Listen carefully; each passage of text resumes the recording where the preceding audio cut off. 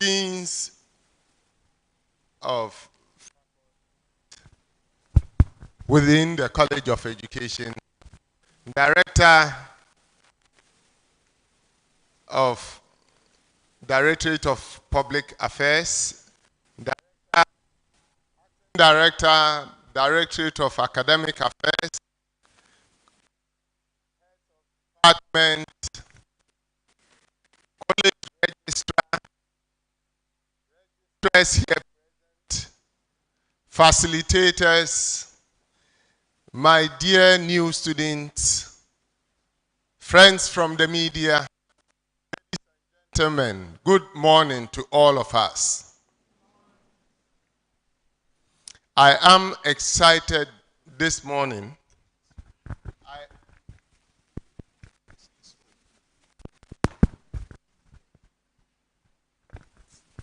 I am very excited this morning to address you.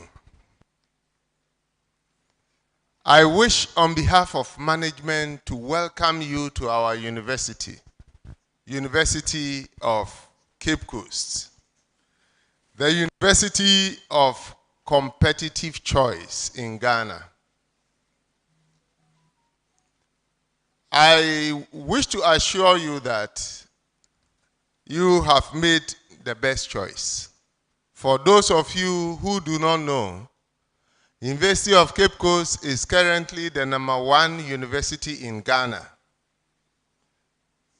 According to Times Higher Education ranking, it's a world university ranking that is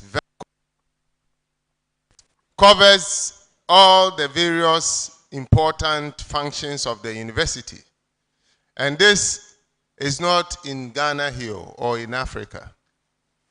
It's in Europe.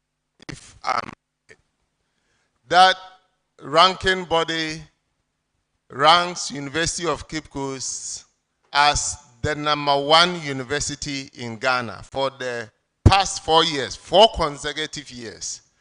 University of Cape Coast has been ranked as #1 in Ghana. Not only in Ghana, but also in West Africa. And is the only university that is ranked among the top 15 universities in Africa. You can go online and check facts. So you are in the best university in Ghana. I thought you'd be happy and clap loud.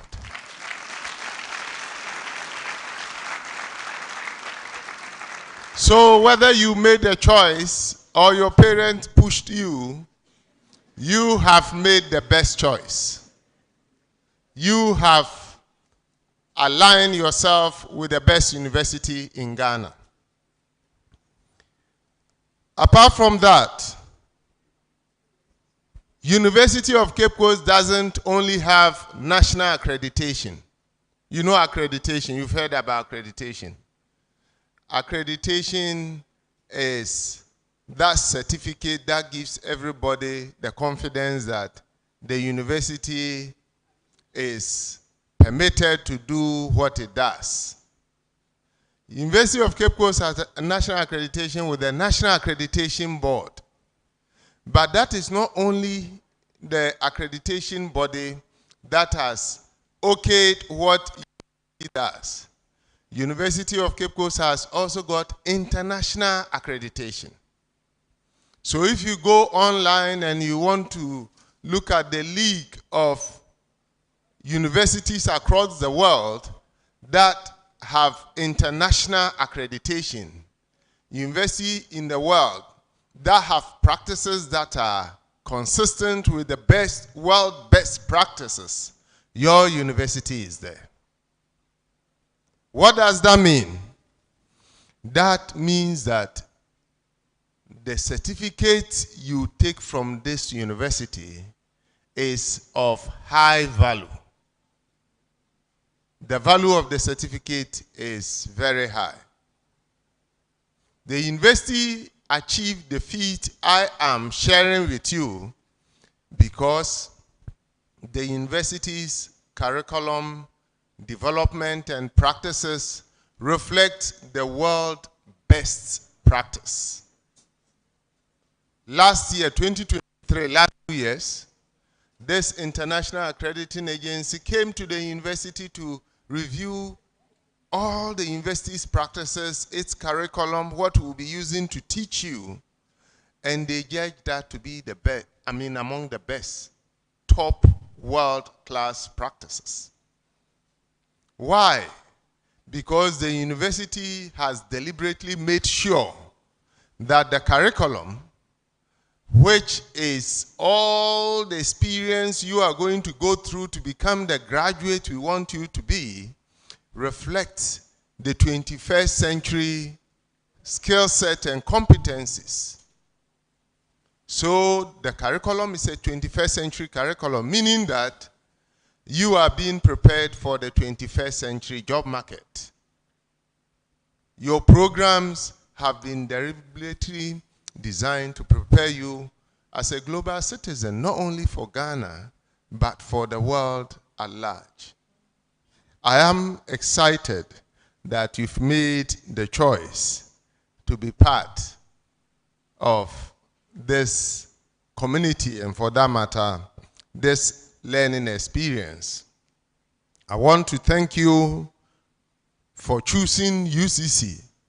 Whether you choose it, whether you choose it, or the choice was your mother or father or whatever relative, at least you agreed to come. And I am sure your experience will not be ordinary. Your experience will be good. But for your experience to be good, you need to understand the system. You see, if you enter systems and you do not make sure that you understand the system, you look at the system with the wrong lens, and once you misunderstand systems, you become frustrated. You say all sorts of things that might not represent the fact. As I said, we are in to give you the quality education that will make you globally competitive. But quality is not cheap. Quality is not what? Quality is not cheap. Quality comes at a cost. So you need to understand the system so that you do your part in order for you to achieve what you want to achieve through your education here. For that reason, orientation is very important. Orientation is very important. When you buy a new car, you start a relationship with your car. What comes with your new car is the manual. And what does the manual do? Orient you, tell you, help you to understand your car so that you don't break the car. That is what the orientation does. So it is very important for us to be actively involved in the orientation. Make sure we ask important questions and understand what our facilitators will share with us so that we get good understanding about the system. Because as a student, you have rights and privileges. You have a lot of privileges and rights. But these rights and privileges come with responsibilities. So if you concentrate on your rights and privileges and you forget to look at the responsibilities associated with the rights and privileges, then you are likely to foul. And once you foul, there are rules and regulations. They will catch up with you. So the orientation is very important. You need to understand the system. You need to know how to navigate your way through the system to get the best out of the system, so that at the end of the day, we will all be happy with our achievement. This week, the university has packaged a lot for you to give you proper orientation, to prepare you to take off in ways that will minimize mistakes. You see, once you are not oriented, you are likely to make mistakes that are avoidable. So, this week we have put together very experienced and seasoned facilitators to take you through the orientation, to orient you to the university. Because if you are not oriented, you are likely to be disoriented. And you know what disorientation can cause. If you are disoriented, you might crash. And we don't want you to crash. We want you to ensure that we create the environment for you to maximize your learning. As I said, you are at the right place at the right time. Education, if you mention education in Ghana, West Africa, one university's name comes first, UCC. When you mention UCC, yes, we are doing well in medical sciences, we are doing well in other areas, but once you mention UCC, it is education. Mention the best educators in this country. Mention the best policy makers in education in this country, and I will tell you that they've had something to do with UCC, either as students or as faculty or something. Maybe you mention Professor Anamo Mensah, white paper, Anamo Mensah, this and that.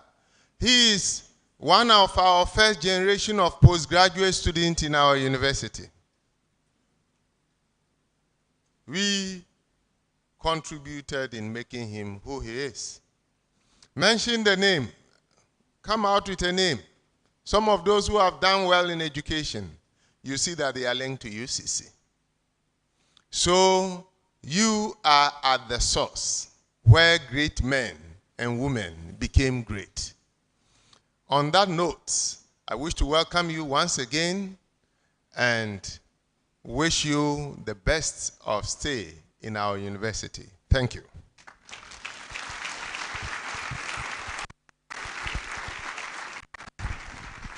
Thank you, Provost. There will be questions that you will respond for us. But we will take the presentation and later on we will make time for that. So please, if you have questions, kindly note it. And then when we open the floor, you ask and then we will provide answers for it. We move straight to the next item, unlocking your potential. There's a gentleman from Directorate of Academic Affairs to talk to us as to how we can unlock our potential now that we found our ways here. So I humbly invite Mr. Tvucc to talk to us. Give it for him. Give it for him. Please be noting your questions, okay, so that you don't forget. Mr. Tvucc, you are welcome. Thank you. Before I delve into my presentation, I first of all like to say good morning to our distinguished members gathered here, the provost, deans, vice deans, directors, HODs, facilitators, and then also good morning to our students, and also to welcome you to the University of Competitive Choice. Oh, I was hoping you clap.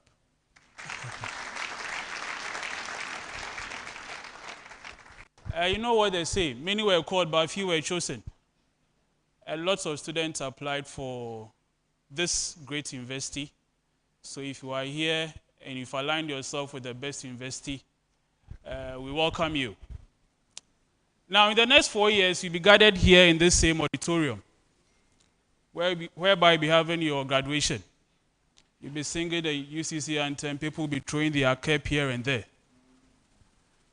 Now, after graduation, I want you to put this question at the back of your mind. What next after school? I know all of you here have the ambition that once you complete this great university, you find yourself in the world of work. None of you here wants to finish university and then stay in the house. Is that not so? But this program pursuing here, universities are offering the same program. So as a student, there's the need for you to position yourself well to make yourself employable in the world of work. And that is where our office comes in. My name is Tvucc, and I'm with the Industrial Liaison Office. What we do as an office is to coordinate internships for our students. So we do so by reaching out to organizations or various organizations to secure internship slots for our students. In this university, usually we allow level 200s and then 300s to embark on internships during the long vacation. Someone will ask me, what at all is internship?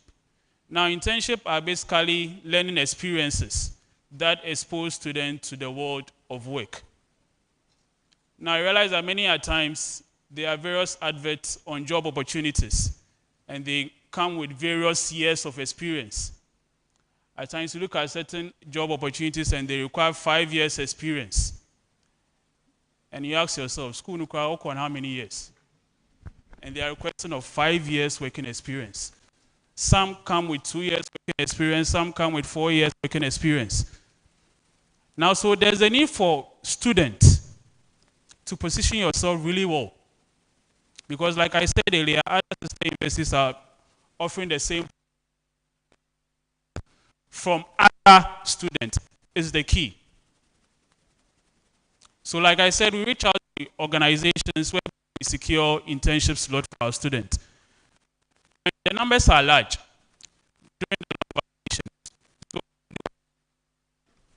we don't deter individual students from also getting their place that they want to do their internship. I know some of you your parents are big men, and your mothers too are big women. So basically you have places that you want to do your internship during the long vacation. We don't deter that. We even encourage that. So that during the long vacation, you go out there so that you have a feel of the world of work. And in order to also for us to coordinate internship, as an office, we've developed a dashboard or a digital platform that helps us to coordinate internship. Previously, what happened was that students had to go to their various departments, take internship letters, and then send to the various organizations. But what is currently happening now is that we've been able to develop a digital platform so that with the aid of a smart device, like a mobile phone or a laptop or a computer, you can easily apply for your internship. Now, you can have access to that portal by visiting internship.ucc.edu.gh. I was hoping some of you write it down. I'll take it again. Internship.ucc.edu.gh. Now, this digital platform can be accessed by using your student portal credentials. I'm sure in due course you'll be having that. So your registration number and password, you can have access to this digital platform. What you also do as an office is that we try to have training sessions on how best that you can use this digital platform, how to navigate the digital platform, how to apply for internships and all that. There are lots of organizations there. But like I said, there are some that we even have this sort of partnership with. So we even have adverts of these organizations and the number of students that they want to take. So I'll treat all of you that during long vacations, especially when you get to level 200 and then 300, take advantage of this opportunity, embark on internship, get some field experience, position yourself well, and I know that once you are done with this university, you'll be employable in the long run. Now, I don't also want you to see internship as a medium of you just getting employed. As students, most of the times you need to think outside the box. Now, I realize that I'm sure you've heard about graduate unemployment. The job market space is very limited. So as students, you can even collaborate and then even start your own business. But it all depends on the skills that you get in the field of work, you being able to identify that gap in the world of work so that you can see how best to fill that gap. So I entreat all of you again that during long vacations, you try to embark on internships so that you have a field experience as well. Thank you so much. At this juncture, I'll pause if there's any question for me to answer. Any question?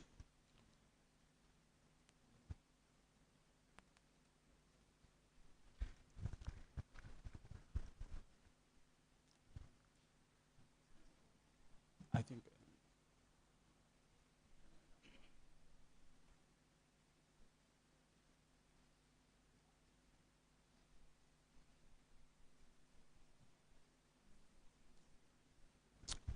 Okay.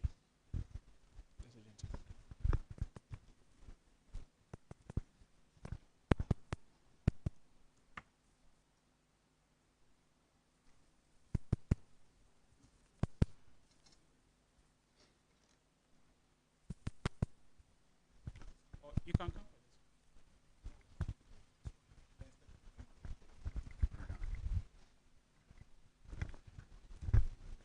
Please, during your presentation, you said the internship is mainly for level 100 and 300 students. So may we know why? Any other question?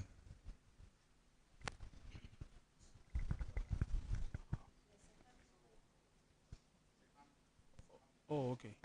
Notice what I put it together.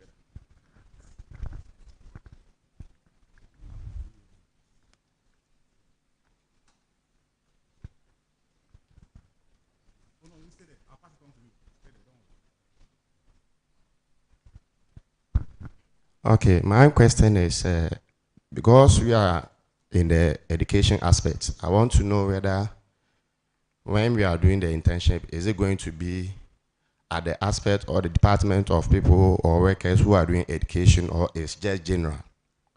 Thank you.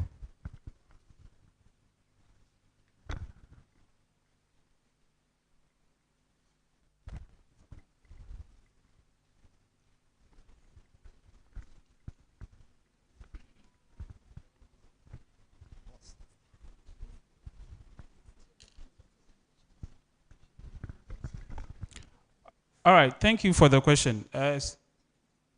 So the first question was why internship is solely for level 100 students.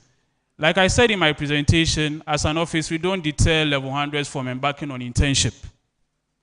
But as an office, we're able to secure internship slots with several organizations. And most of the times, they require students from level 200 and then 300.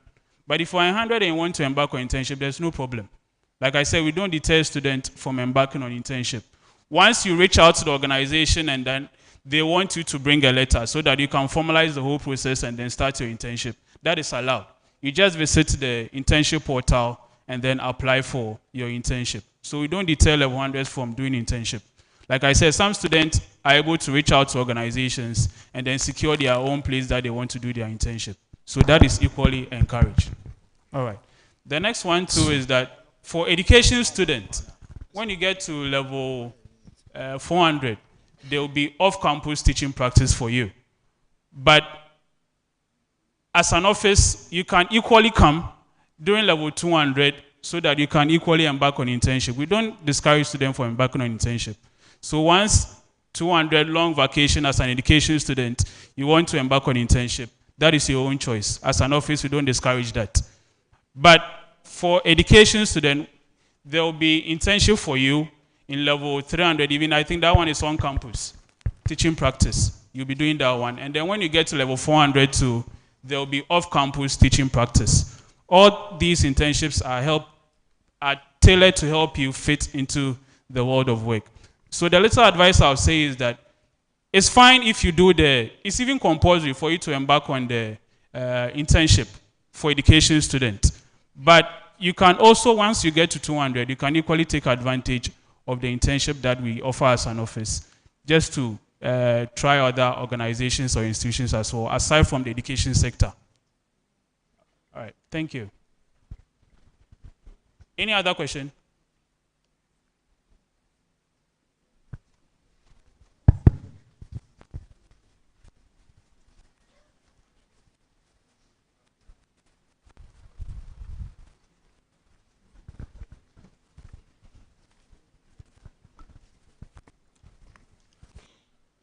Hello. Please, I want to ask, does the internship require special qualification before you can embark on it? Do you need special, like, staffs, like qualification before you can embark on the internship? Okay. So it depends on the organization.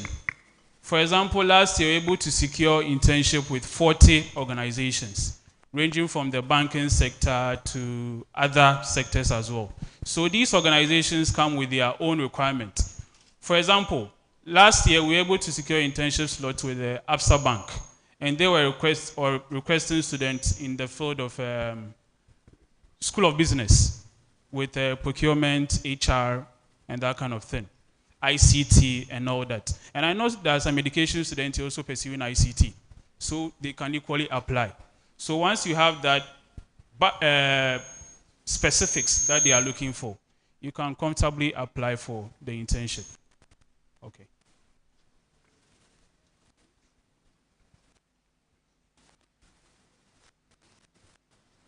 Please, is that all? Okay, thank you so much for, okay.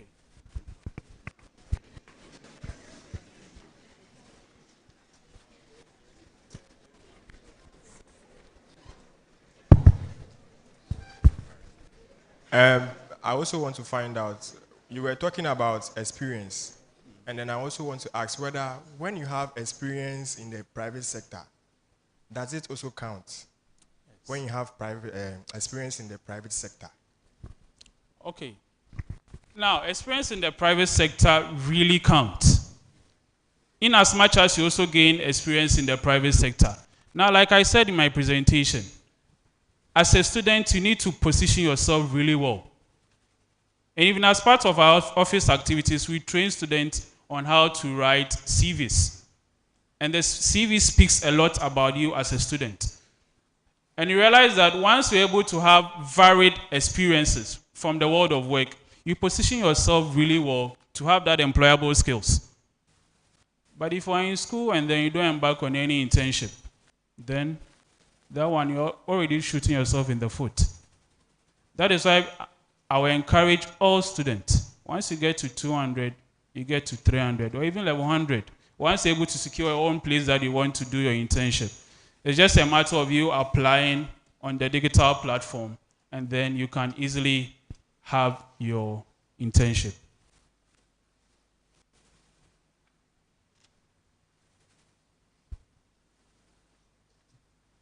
Is that all? Any other question?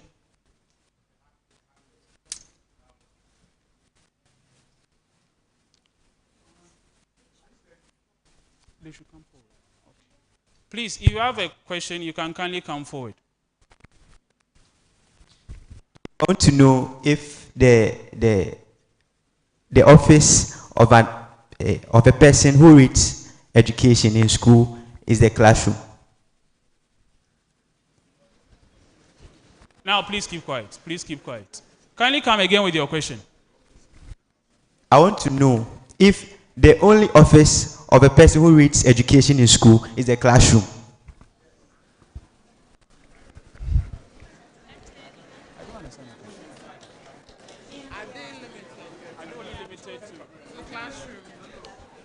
Now, once you choose education, you are not just limited to the classroom. Myself, I was an education student when I was on campus. I pursued BA social science with the cons and the mathematics. I taught for a while before I found myself here. Now, bear in mind that the first degree program is to equip you fit anywhere. Unless, of course, the internship. Oh, okay.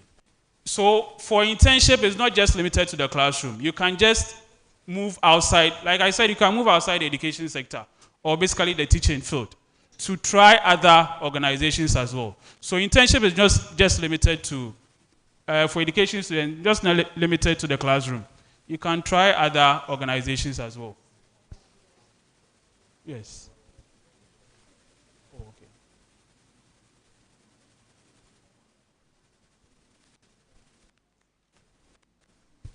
Okay, if that's all, thank you so much for your cooperation.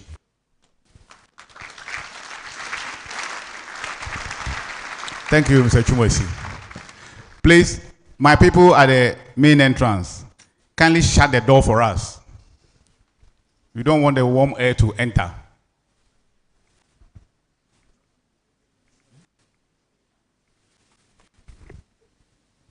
And please, we have washrooms at the stream, mine left. Mine left. There are washrooms there, so if you want to go there, you can just get up and walk gracefully to the place and return.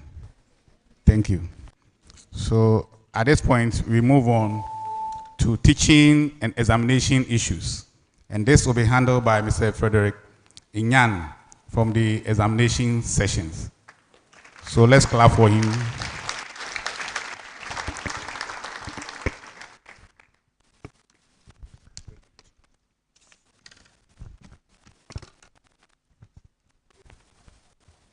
Good morning, Provost. All protocol observed.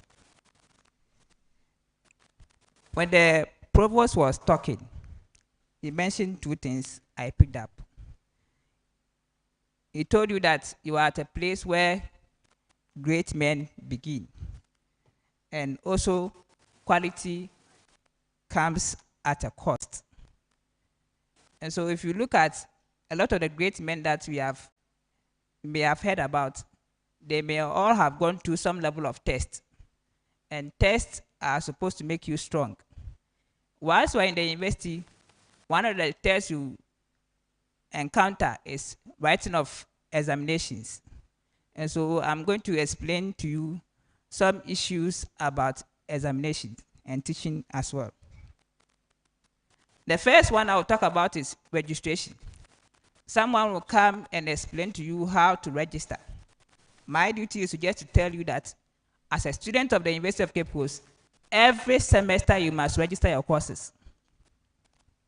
Now, if you don't register your courses, you will not see the timetable in your portal. Now, the second thing, what are the requirements to register? Requirement to write exam, sorry. A student who has registered the courses, you are expected to attend all lectures. You are supposed to submit assignments. You are supposed to do presentations where necessary. So every requirement of the course, you must abide by it. If you don't do that, the lecturer can inform us at teaching examination session and will prevent you from writing examination. Now, the assignment and the presentation and others will constitute 40% of the assessment. And the end of semester will be 60%, making a total of 100. Now, if you miss any of the assessments, you have an incomplete score. And this is one of the challenges that we are battling at the moment. So we plead with you, go for lectures, do all the assignment and presentation that is required of you.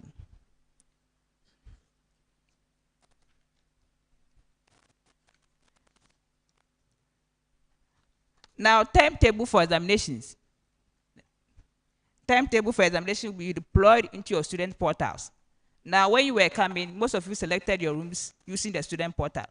That would be one of the main communications tools the university will be using to communicate with you.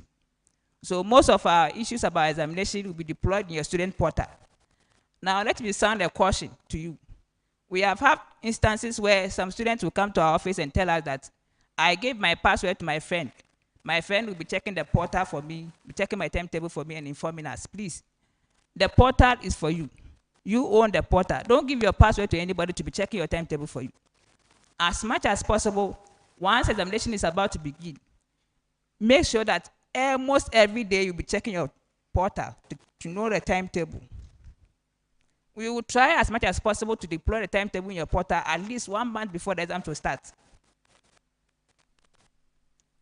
Now, on the day of the examinations, you are expected to sit 30 minutes before the examination will start. So we are using 3 times in the day to write exams. So first paper starts at 8 o'clock to 10 o'clock, then 11:30 to 1:30, then 3 to 5. So if the paper is 8 o'clock, by 7:30 you are supposed to be seated. If you come 30 minutes after the paper has started, we will not allow you to enter, and you will not write the exams. If you come late, we will not give you any extra time. That will not be accepted.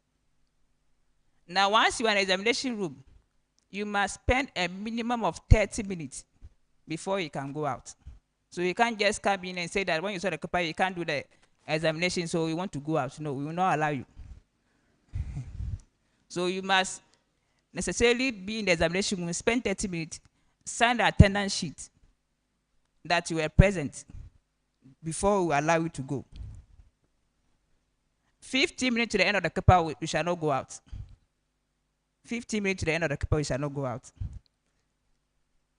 Before you enter the examination room, we will inspect your ID card. In the course of the semester, the MIS session will take pictures of you. Then they will do an ID card for you. Now you bring the ID card to the examination room to write the exams. In case before the examination you don't have an ID card, in the course of the semester, I'm sure by next week you start doing registration. Now the registration form that you use, when you finish, print it out.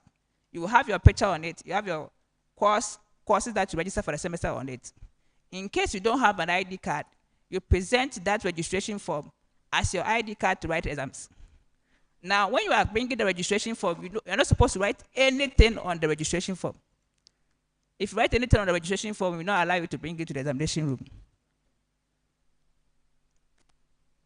You must abide by all the instructions that will be given to you in the examination room. You are only supposed to write your index number on the answer booklet and on the question paper. You are not supposed to write your name anywhere on the question paper or the answer booklet. These are familiar with you. Most of you have written YC before coming here. Some of these rules are not different from what you are practicing here. All rough work will be done in the answer booklet. Let's go to one controversial area, dressing. The next slides will show you, yes. So,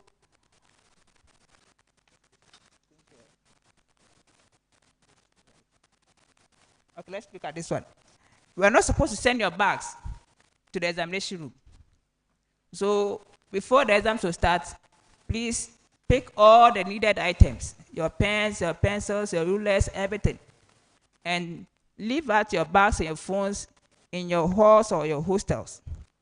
We are not supposed to bring your bags to the examination room.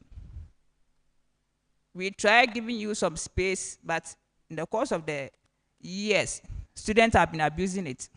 You try to hide, sneak prepared notes and phones and bring it to the examination room. So we don't want you to bring your phones or your bags again to the examination room. Phones are not allowed. Don't bring them. Programmable calculators, smartwatches, glasses. There are some glasses that it's more like there are things inside them. So it's like notes have been hidden inside there. You could put once you are writing, you'll be seeing them. So we don't bring all of them to the examination room. We will not allow you to borrow anything. No pen, no pencil, nothing from anybody. So when you are coming to write exams, come prepared. You come to write exams. So we go to the dressing. We don't expect you to wear caps to the examination room. we wouldn't wear any caps to the examination room, especially for men. Now, women, you may some have some coverings on your head. We may allow that. But where you have some things on your head, we will try to set them before you enter the examination hall.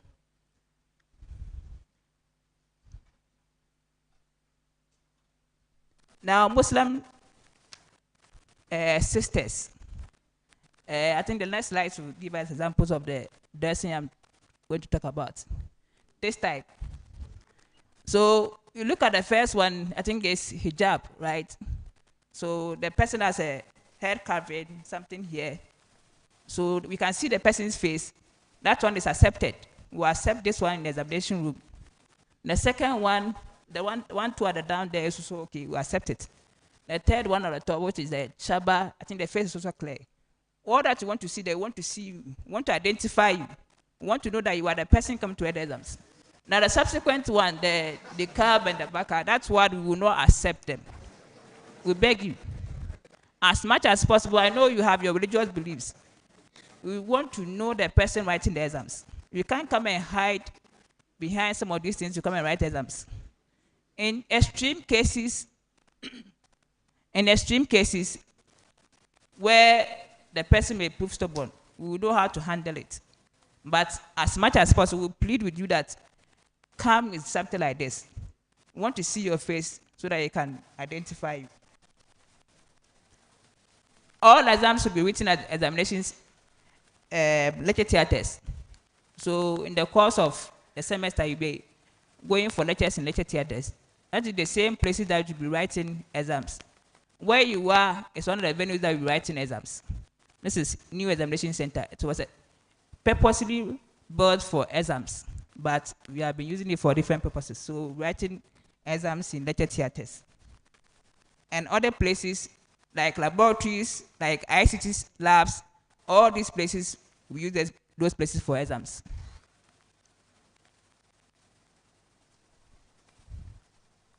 During the examination, you are supposed to go early and identify your seat. Your index numbers will be written on the seat. In this university, one of the things will be communicating with you is index numbers. We know you'll be using your names. So when you come to the examination hall early, identify your index number, then you sit down. Then you read all the instructions that you have been provided. No communication or gesturing in the examination room. Examination malpractice.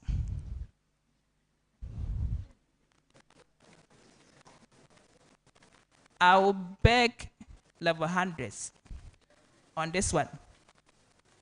Between last academic year, the number of examination malpractice that we have recorded has skyrocketed. We had, as a last semester, had more than 50 cases of examination malpractice, which is too much for a university such as University of Cape Coast. We are pleading with you to abide by all rules regarding examination. It will be an offense for a candidate to gain advantage in examination. Possessing of already prepared notes on piece of paper or on body part. You see, we have situations where our females, because of how sensitive some of the things are, some of you try to write things on your underwears.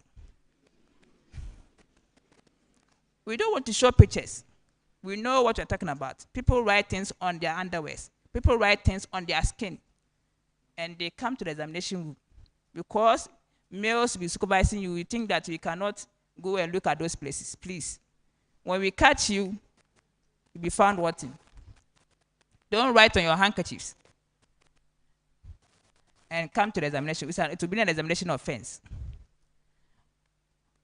Do not stretch your necks. Some of you have long necks. You try to stretch your necks and look at your friend's paper. Please, it's not allowed. Do not bring electronic gadgets, apps, ChatGTP. Last semester, we saw one student who was using ChatGTP in examination room. That is the reason why I told you that we are not going to allow you to bring your bags in the examination room. Because we try to allow you to bring it to prevent people from stealing your items. But because we were bringing them in the examination room, people were also trying to hide things and trying to move them to the examination room. So we have stopped it. We're not going to allow it. No whispering or gesturing. Impersonation is a serious offense. So if we engage with yourself in examination malpractice, there are penalties. Assault. Last 2 semesters, someone was caught in examination malpractice, was doing something wrong in the examination hall. Then the vigilation assistant called the person. And because the person was living in the diaspora, the person went to call their friends and was trying to beat the vigilation assistant in the diaspora. Please, if you do that and we get you, it's still an examination offense. You are not supposed to assault anybody because the person was trying to do the right thing. Destroying examination evidence. If you are caught in examination malpractice and you try to destroy the evidence, an offense. Leaking of papers or possession of question papers ahead of time. These are all examination malpractice. Stop work is stop work. Do not write. Okay.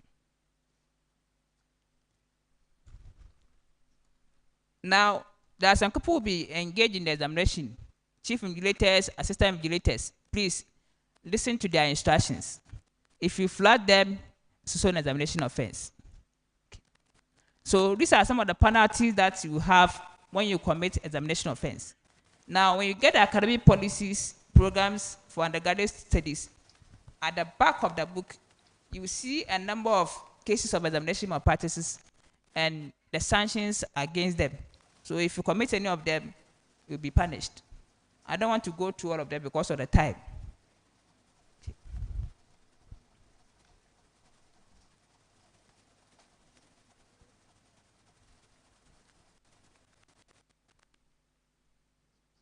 Now let's talk about writing examination and maybe you are sick. We know sometimes you can't control nature. Maybe in the course of the examination, you fell sick. So if you're writing examination and you fall sick at the examination hall, there will be ambulances stationed at vantage point. You'll be picked and sent to the hospital to go and get treatment. If you are sick here doing exams, please get your health first. That is the most important thing. So if you are sick during examination, we'll take you to the hospital for treatment. Then you write the examination when next available. Now, if you didn't write the examination because of ill health, maybe you didn't even come to the examination hall at all. You were sick in your hostel or your hall. Please, within 14 days, get a medical report from UCC hospital. Now, as student of UCC, the first point of call when you are sick in the UCC hospital, unless you are given referrals before you can go to different hospital. But in case you went to a different hospital for treatment, when you come back, you are supposed to send a medical report to the UCC hospital for evidence, for clarification, before you bring it to our office. So within 14 days, if you are not able to write exams because of ill health, please bring the medical report to our office, teaching and examination session, and we know what to do. Now, in case you don't write examination because you misread the timetable, you forgot the date, you are not able to locate the examination hall, or you overslept, or some people will come and tell us that my mother died. I'm going for passport interviews and others. That one will not be accepted. You are here purposely for academic work. That is why you are a regular student. So whether you are going for conferences outside or not, that is not our business. Unless these things are sanctioned by the university itself. If not, we will not accept them as reasons for not writing exams. Now let's talk briefly about supplementary examinations. Maybe you, as you are going to take the exams, you were not prepared well, so you failed the paper. As level 100 students, before you can go to 200, you must pass all your courses. All your courses before you can go to 200. Now, in case you fail 13 credits, or your CGPA is less than 1.0, the university will automatically withdraw you.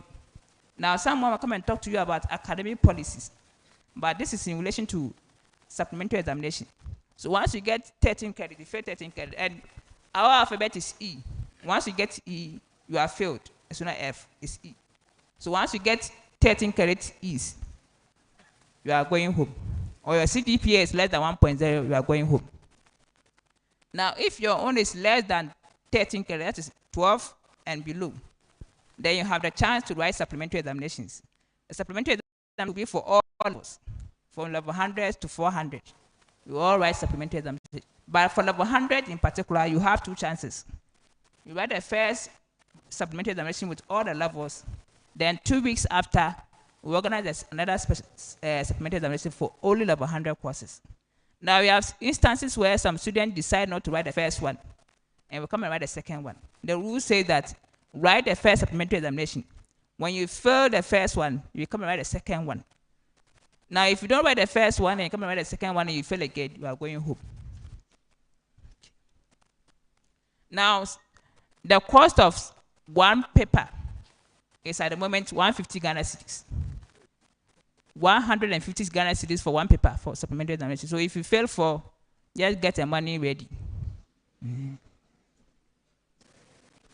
There's a process for appeal for remarking. So maybe you went to examinations, then the grade came and you are not comfortable with it. There's a process for remarking. Once the result comes out, 21 days after the result has been published, you can make a case for remarking. The remarking shall be submitted to the registrar, and you pay a penalty for the remarking. Normally, we don't encourage students to go for remarking. You can approach your lecturer and let you say, ask the lecturer to want to see your script. The lecturer will likely give you the script to look at. So when you are not comfortable, the lecturer will just discuss with you. But when you are still not satisfied, you can make an appeal for remarking. 21 days. If 21 days is over, we don't qualify. Okay. Thank you. I'll pause here for questions.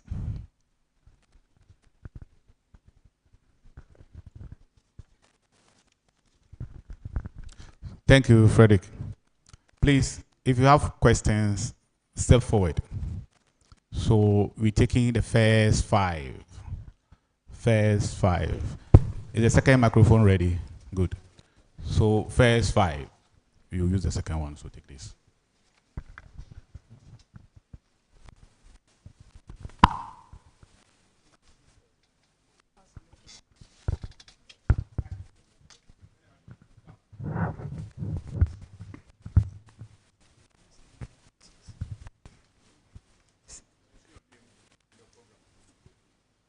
Please, I'm Emmanuel Oche, Bachelor of Arts.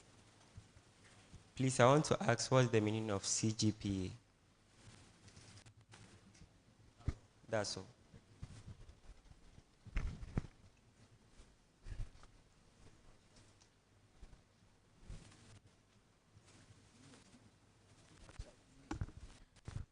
Another person is coming. Okay.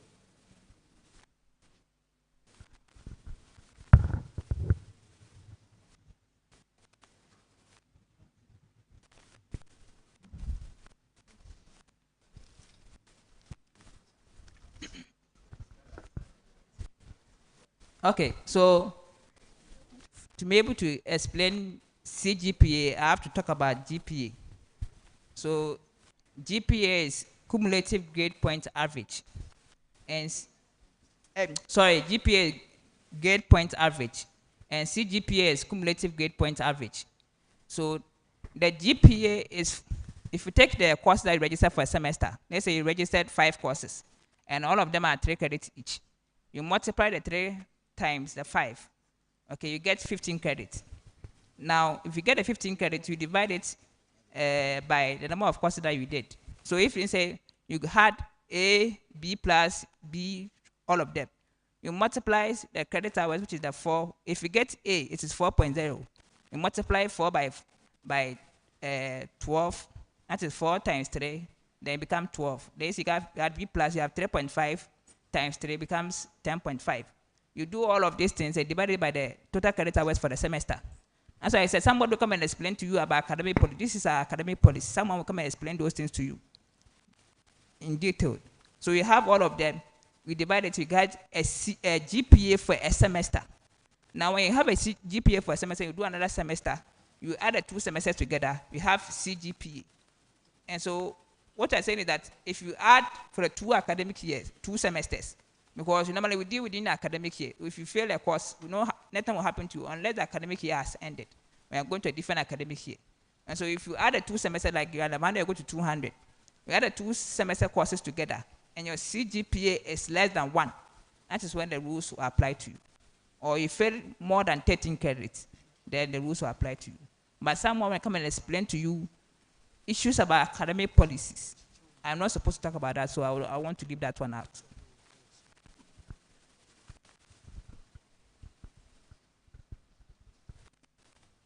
Please, any further question?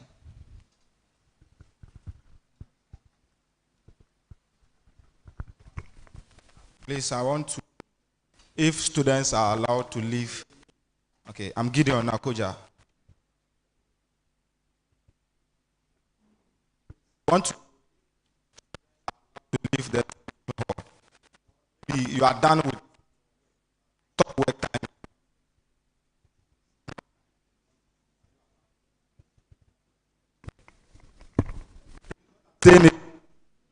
You've started the exams, done with the work, but stop work. You've not heard stop.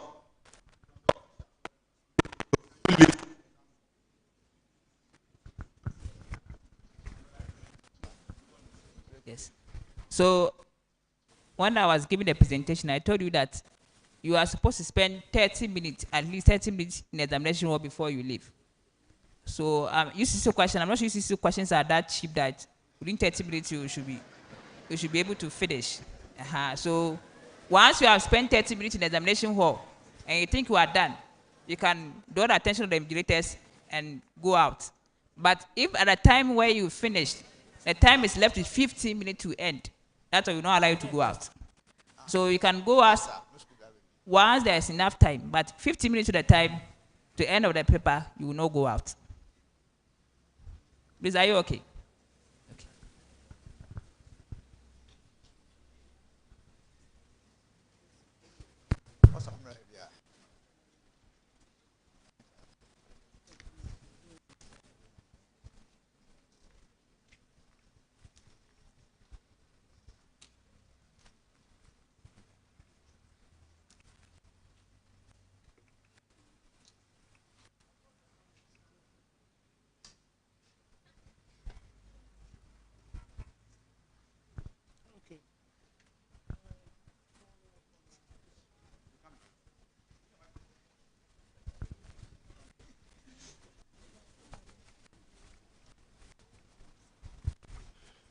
My name is Khalid Sina, BEd in Mathematics.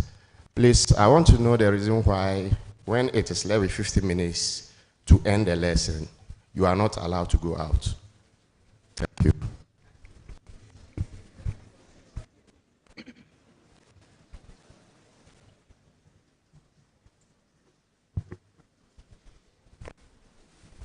Okay, my name is Mila Caleb. About the you said we enter there with programmable computer. So does it mean that we during the examination?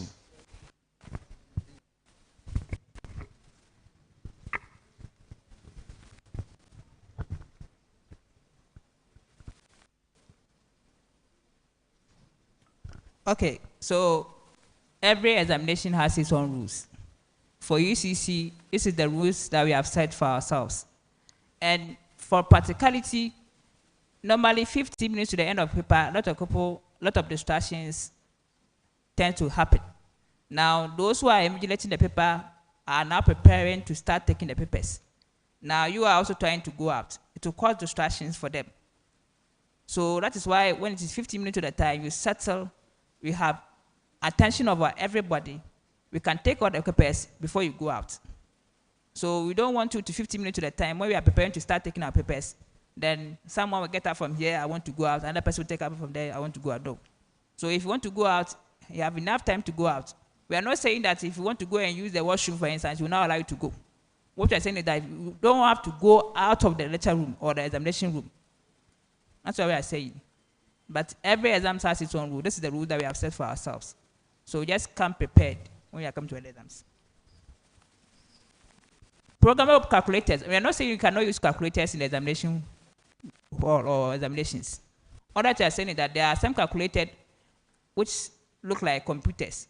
We can store information on them.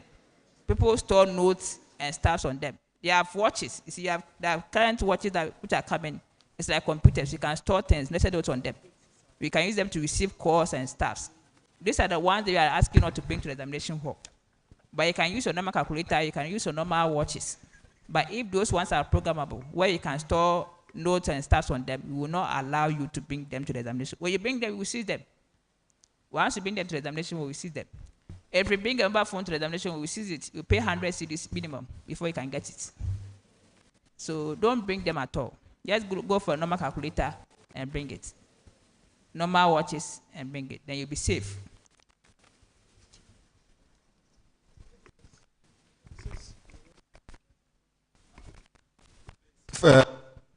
Presentation. Okay. You said electrical gadgets are not allowed. Example like phone or smartphone or PC.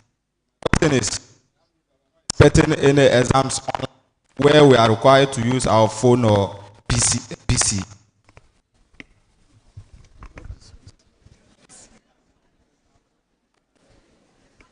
I think very, very good question. I think we didn't capture that. The university has room for online teaching. The same way the university also have room for online exams. Like when I was talking, I told you that we'll be having some exams in labs and other areas. We have our ICT center. That's one of the places that we conduct our online exams. So because of the space, normally the exams take place in groups. So it depends on your lecturer. If your lecturer wants to conduct the exams online, we will notify you. You go to the ICT center. In batches, you write the exams online. Now there's a second phase of online exams where you go with your own gadget, with your own mobile phones. That one too, you'll be informed. And teaching exam teacher will also be informed that you'll be conducting online exams using your own device. Now, when you are doing online exams with your own device, you go to the venue. You'll be assigned a venue. If you are doing the exams here, you come here, get seated. There will be IT professionals who will be there. Now, what will happen is that once you come, they will program your phones. So once they program your phones, you will not have access to other online devices.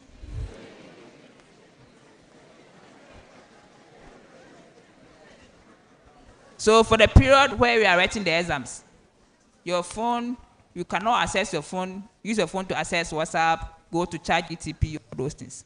If you don't do that, we will not allow you to use your phone to write the exams. Now, the third category of people is where you have been asked to write. Last semester, a classic example happened. The lecturer told the student to write online exams. They were asked to go to a particular venue. Now, you see, when you're doing online exam, the system used a particular IP address. Then the student went to a different place, sat in their own hostels, and did the exams and submitted. Now, when they checked the entries, they saw that the IP address that they used was different from the IP address which was given to the IT professionals. And those people were found for examination malpractice. And their paper has been cancelled. So if you are doing online exams, please, once you have been assigned a venue, go to the venue, use the particular IP address which has been provided. Because if you don't do that, you'll be found wanted. And if you are supposed to use your own device, don't go with two devices, where they will give one to the IT professional and you'll be hiding one when you catch you to exam malpractice. So you can use your own device for exam malpractice, but there's a procedure in which you go by. Okay, thank you. Please, my name is Bright Ado, and I want to know if, like you said, when we have examinations and maybe you are not feeling well, so after you are well, are you going to write the same questions that your colleagues wrote?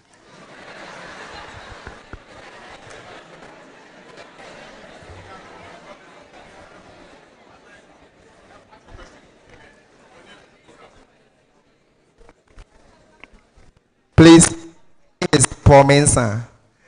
Please, in your presentation, you made mention of wearing of cap in the examination room.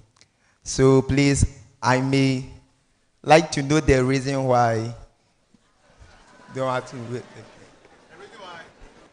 Wearing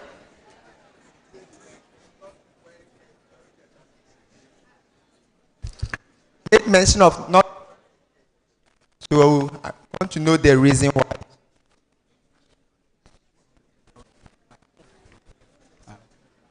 My name is Dennis. I want to ask, maybe when you are writing the exams and you faint, are they going to allow you to write it next time, or are they going to give you a credit mass?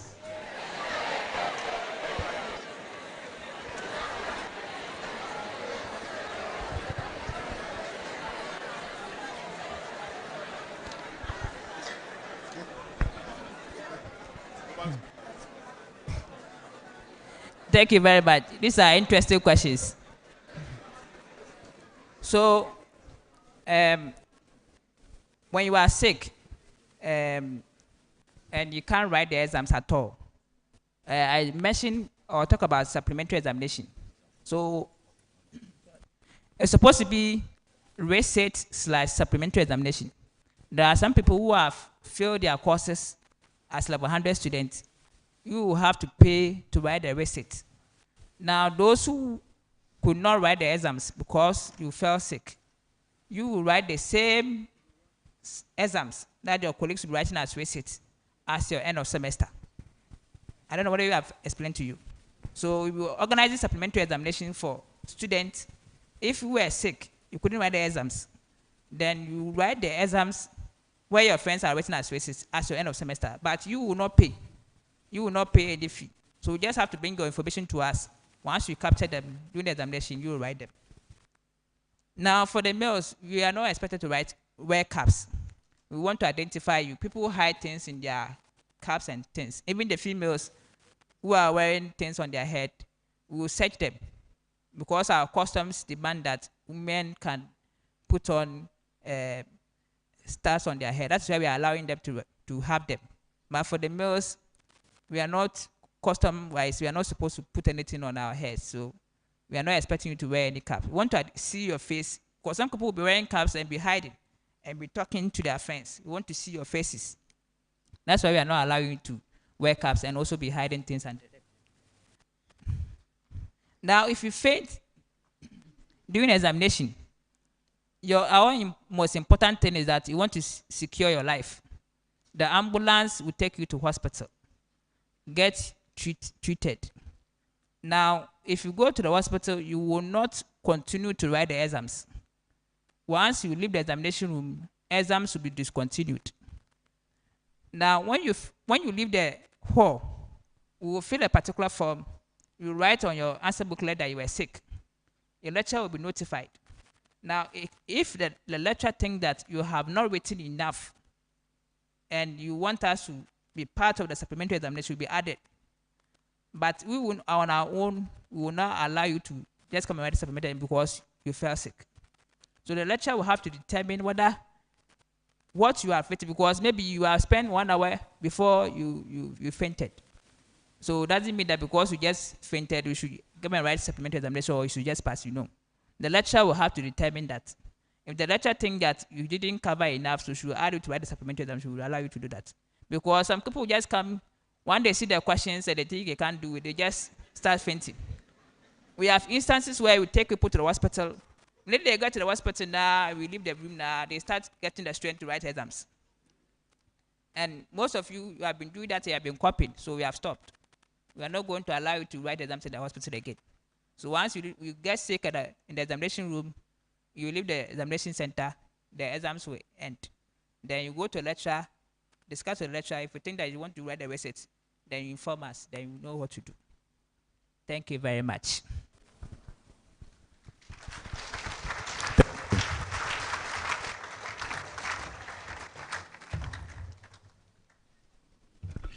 Thank you, Fred. We are grateful. So we invite the University Health Services Nursing Manager to talk to us on our health issues. You will take off from where the gentleman left. Yeah. We don't want to get sick. Help us. Thank you. The provost, faculty members, and all other senior members on the high table. Good morning. How are you doing? Yeah, so as I sat down, I was listening. I was wondering why you told your parents you have come to the university and you want to come and faint. Because of small exam, you want to faint. You don't even want to try the exam, so you're interested, you want to faint. If you faint, after the faint, you will still write the exam next time. There's no escape route here. There's no room for laziness. You have to work hard to do what you're supposed to do. The degrees are not just given out, you have to work for it. Unfortunately, you have to work for it. Okay, next slide, please. So I'm here to talk to you about health services, what we have for you, what you can do and what we cannot do for you as students. We have a hospital that is at the old side, very close to the sea. If you go to Ogwa Hall or the former administration, that's where the hospital is located. So we have one there. And there's also a student clinic at the main library. The basement of the main library, there's a lecture theater there called SK Ajapon Lecture Theater. Under it, there's a student clinic. And it's expected that when you are sick, you go there. During lectures, when you are sick, just go to the science, the student clinic that is at the science block here. They will treat you. There are staff there that can handle you. Even they can detain you there for some hours. And if they think you need to come to the hospital, we'll let an ambulance come and pick you from the student clinic to the main hospital at the old side. And we'll take care of you there. Continue, please. Can it be clear a bit? I think it's the sharpness. You can do that a bit for us. We have a lot of things we do at the hospital. The services we offer. We have OPD services. That means you come there, we will look at you, let you do some labs, and we'll give you medicines to go home. Or inpatient services. That is, we have to admit you for a day or two to see what we can do for you. Still, it's not. I think the student cannot see. You can still work on the sharpness and let's see. Or this side. Okay, this side is okay. There. Yeah. So we have specialized services, ENT. That is the problem with your ear or your nose. You come, they will attend to you. We also have dental services. You want to look into your mouth and see whether your teeth are actually 32 or 38. If they are 38, remove the extra ones and let you be normal. We have physiotherapy, that is, has to do with exercise, massage, and other things. We have all those services there. We have catering services at the hospital too. For those who are sick, we cook for them to eat, and we also cook to sell at the canteen. It's so expensive, 25 cedi, 30 cedi, you can get a plate to buy. Last but not the least, we also have a mortuary services at the hospital. Why? Unfortunately, not all of you will complete. Some people will pass through that place too. That is part of life. I'm not praying for you to be part of those who, but it happens. Just last week, we lost a student. So that is why you have to take this seriously. The things I'm going to talk to you about, so that you don't go to the mortuary. You go back to your father's house, okay? So let's proceed. Yeah, so these are the services we have in the hospital. We have the OPD, opens from morning 8 o'clock up to about 8 p.m. in the night. After that, you come, the emergency is there 24 hours. So if you are sick in the night, please come to the hospital. Don't lie in the room and say, oh, I'm waiting for daybreak before I come. For all you know, before daybreak, you are gone. If you are sick on the weekend, you don't say, oh, today is Saturday. Hospital people, they don't work on Saturdays. It's not true. We are there Saturday, Sunday. We don't go to church. We work on Sundays. So you come. We'll attend to you. I'll give you some telephone numbers. If you are sick in a hall, go to the infirmary that is at the hall. All the halls are having infirmaries. Go there and report to them. They will call the ambulance, and the ambulance will come to the hall and pick you. Okay? At the end of the presentation, we'll give you some telephone numbers. You call them. Even the ambulance number, I'll give it to you. Call. They will come and pick you, and we'll go to the hospital and take good care of you. So take note of those things. The student clinic works from morning every week, 8 o'clock up to about 3 p.m. Then after that, it closes. You can't go there for anything again. So take note of that one too. So after 3 p.m., please come to the main hospital if you are sick, and we'll attend to you. What you need to come to the hospital, we need your student ID card. You don't have ID cards now, but you have index numbers or registration number. Is that not it? Once you pay your school fees, that will be given to you for free. Okay? And when you come to the hospital, we need that one before we can attend to you. We are running an electronic system. So once you come there, or if you bring a colleague who has decided to faint or collapse, they will ask you to go and activate the card. Activating the card is supposed to be done at the OPD, or once you enter the OPD on your right-hand side, There are some glass doors there. That's where you have to activate your card. You activate your card, and you're supposed to have health insurance. The university has paid for your health insurance, so come to the hospital and do it. If you already have an expired card, we'll need for you for free. If you don't have, please come to the hospital. There is an office there that works on all health insurance for students. That is all part of your school fee. It's free. If you don't do it and you come to the hospital, the medications we'll give you there, you pay for them. Do you understand that? Or if you have your insurance in expired, if you come there, you also pay for your medications. Because it's your duty to renew your insurance, not our duty or your lecturer's duty. Okay? Next slide. Next.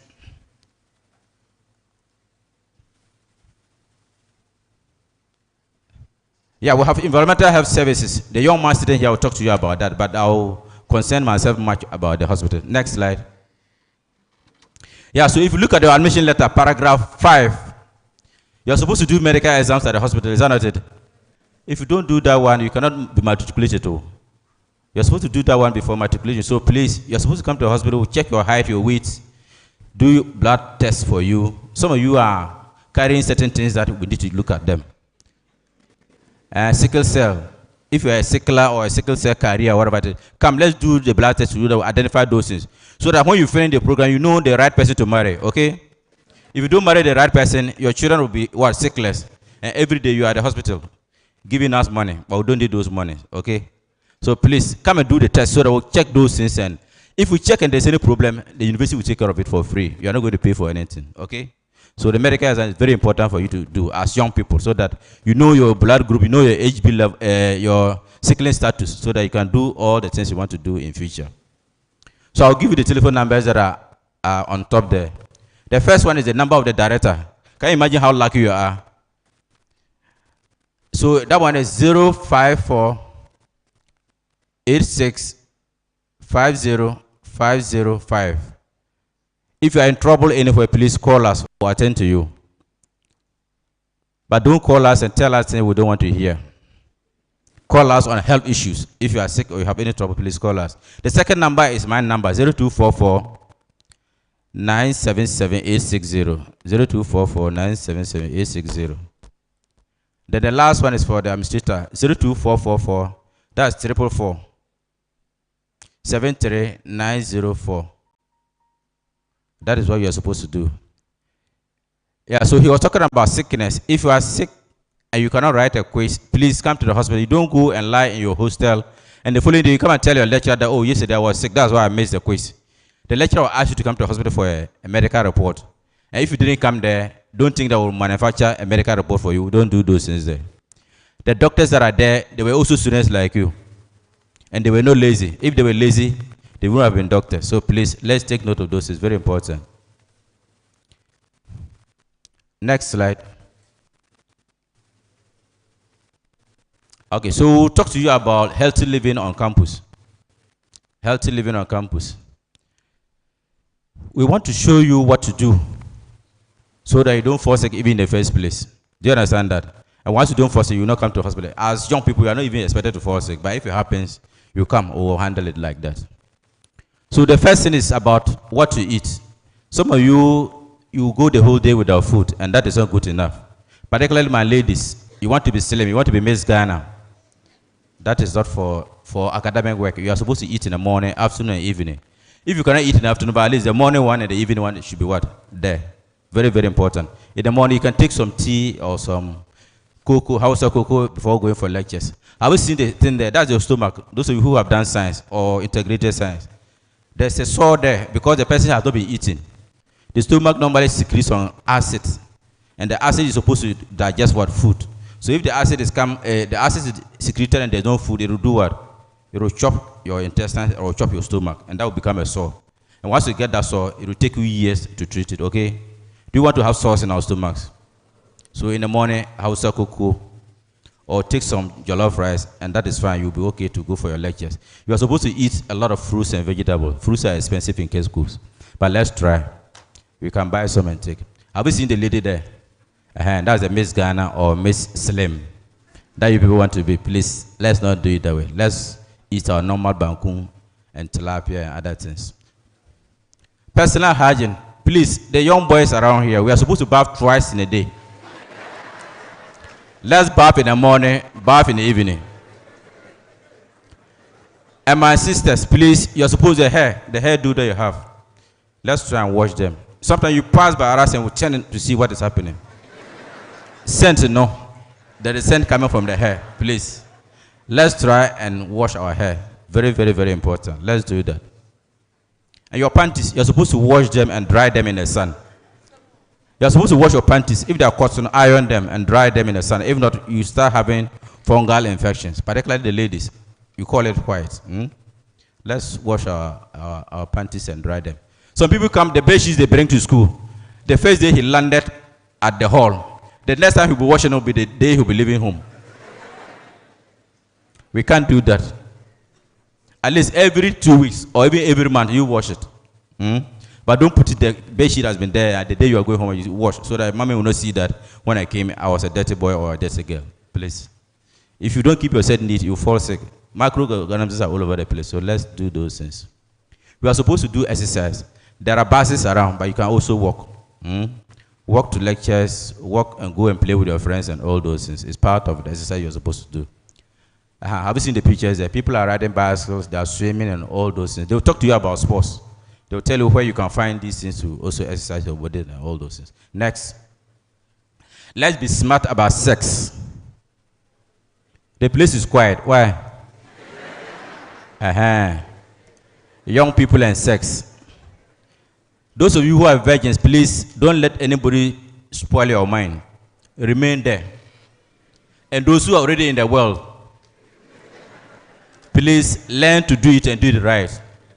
Let's use the condom. Very, very, very important, please. Let's use the condoms. The condom, at least, is not 100% proof, but it can save you from certain things.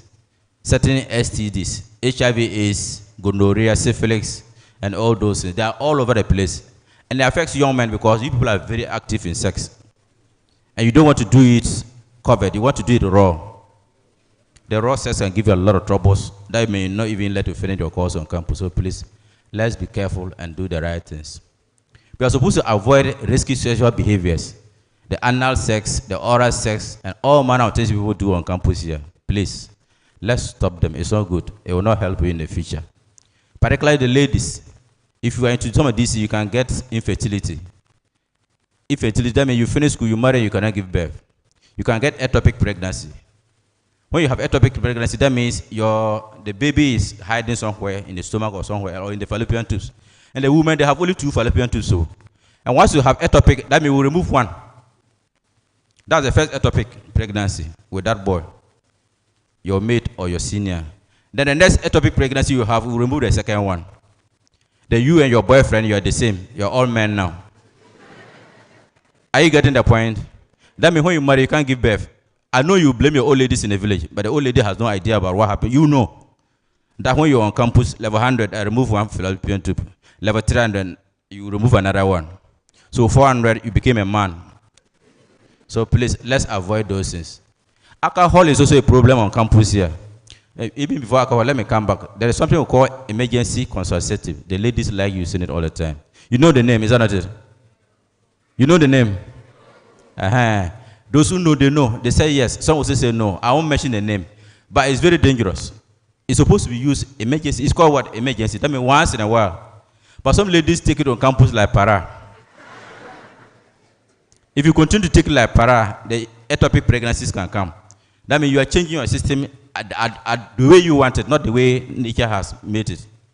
So my sisters, if anybody comes, tell the person, please, what is your condom? If it's not there, don't do it. If you take the emergency contraceptive, you can spoil your uterus, or you can spoil your womb. You can get the ectopic pregnancies I'm talking about, and that is not good for you. Please, let's avoid those things. The last one I want to talk about is drugs. You have heard about tramol, cocaine, marijuana. You've heard about all those things. Alcohol, energy drinks, and all those things. They are not good for us, okay? You are very young people and you shouldn't get yourself involved in those things. If you go into drugs, I bet you can't finish your program. You'll be sacked. You'll be sacked. So please, let's avoid drugs and all those. Some people are here, they are into drugs. Don't join them. When they ask you, oh, go and try it, they say, don't try anything. The only thing you are supposed to try is try exams, not alcohol or maybe what they call drugs. If you say try exams, we can all try exams, but not try alcohol, or sex. Okay? Sometimes they will let you do the sex and they will video it and put it on the laptop or put it on the phone. One day will ask you, bring 10,000. If not, I'll release the video. You see the trouble? So don't allow anybody to record anything. It's not right. Nobody should record anything. Whether you're having sex or doing anything, please don't record it on the phone or anything. The person will use it to blackmail you one day. After level 100, maybe level 300, the relationship is no more. Meanwhile, the boy is having what? The video. Every day we call and tell you, please, where is the money? If not, I'm release the video. Then you are hot. Please, let's not do those things. The last one is about sleep. You're supposed to sleep. Don't steady from morning to night and from night to morning. No. When you do that, you can grow crazy. You can get mental illness. Okay? If you get mental illness, come to the hospital. We'll treat you anyway. We'll handle you there. If your boyfriend says he will leave you, don't say, I'll kill myself. Don't mind him. There are other boys that are even looking for you. For my sisters, please, don't do that. The boys do the same. The girl said he's not more interested and say you are going to kill yourself. Why? You see the only lady on campus. So don't do those things. When you have those troubles, come to the hospital. We'll talk to you. There are counselors at the hospital, and they will handle you so that you don't commit suicide. Don't go to the sea and jump into the water to end it all. The water there is not for killing people or committing suicide. Don't go and jump inside there, please. If you don't know how to swim, when people are swimming, stand and watch. Don't go inside. Before I realize you don't come back. Your parents will be expecting you in the house. Not bad news, okay? So please, let's take good care of ourselves and we'll enjoy life on campus. My brother will talk to you about certain things the ladies do and the young men also do in the halls that are not good. It doesn't befit our status because from here we're going to become what? Adults. Okay, so let's listen to him and hear what he will say. Thank you very much.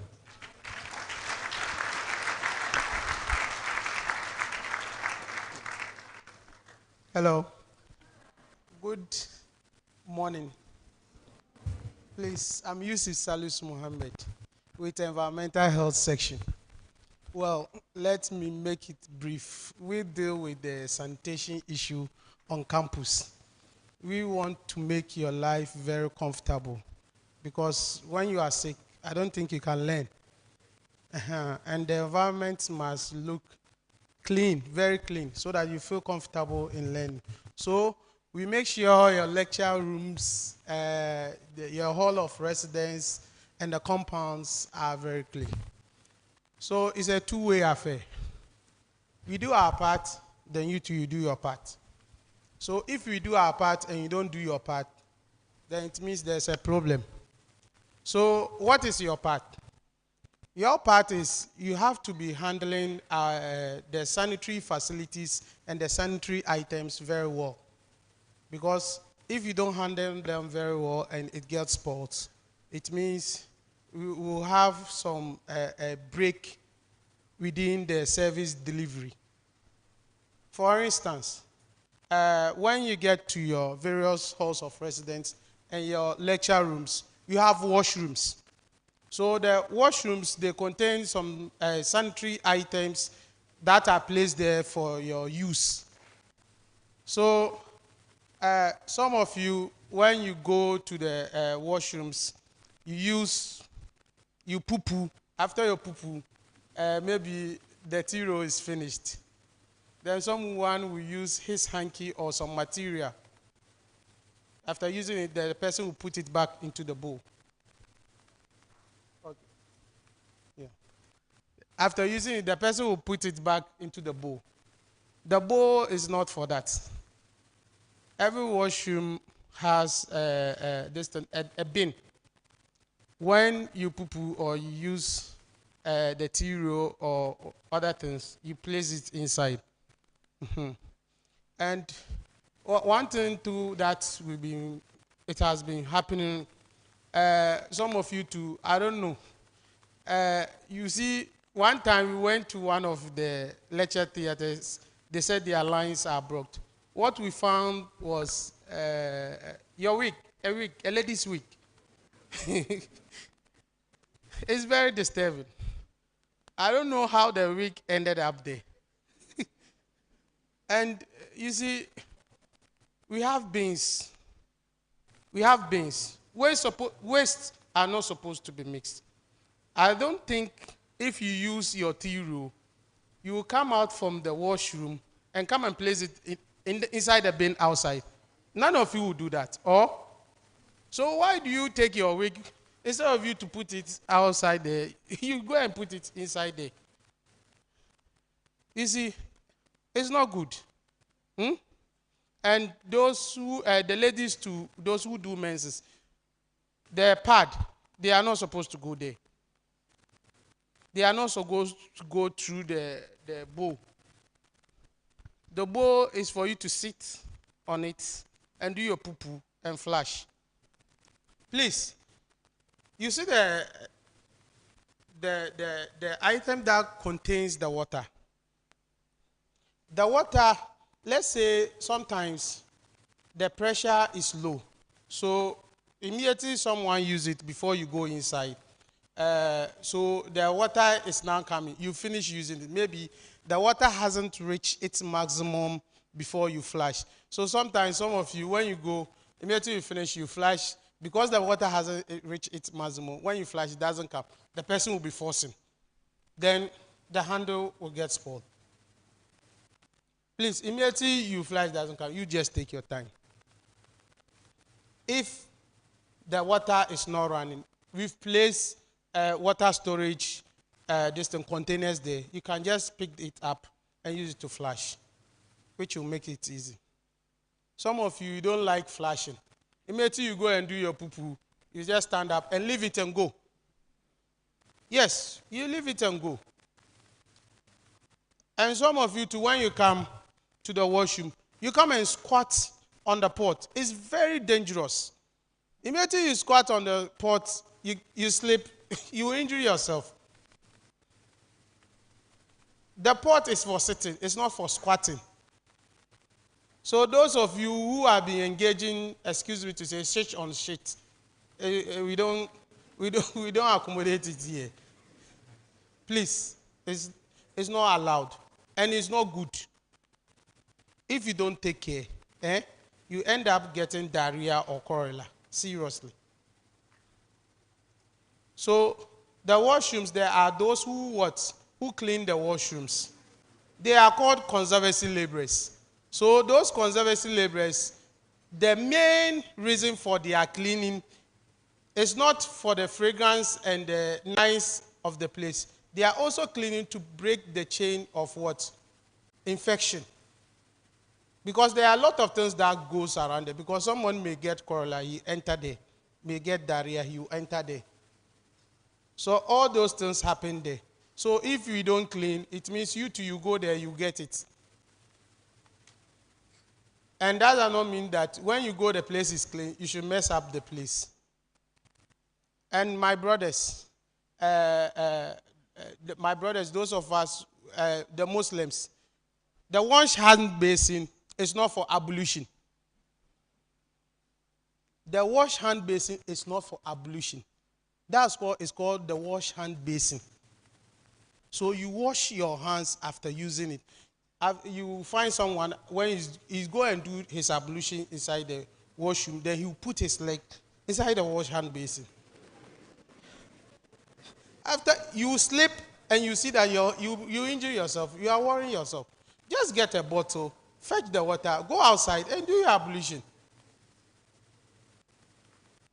And some too, when you go and you see the urinary, the boys, that urinary, that place too, you don't wash your legs so.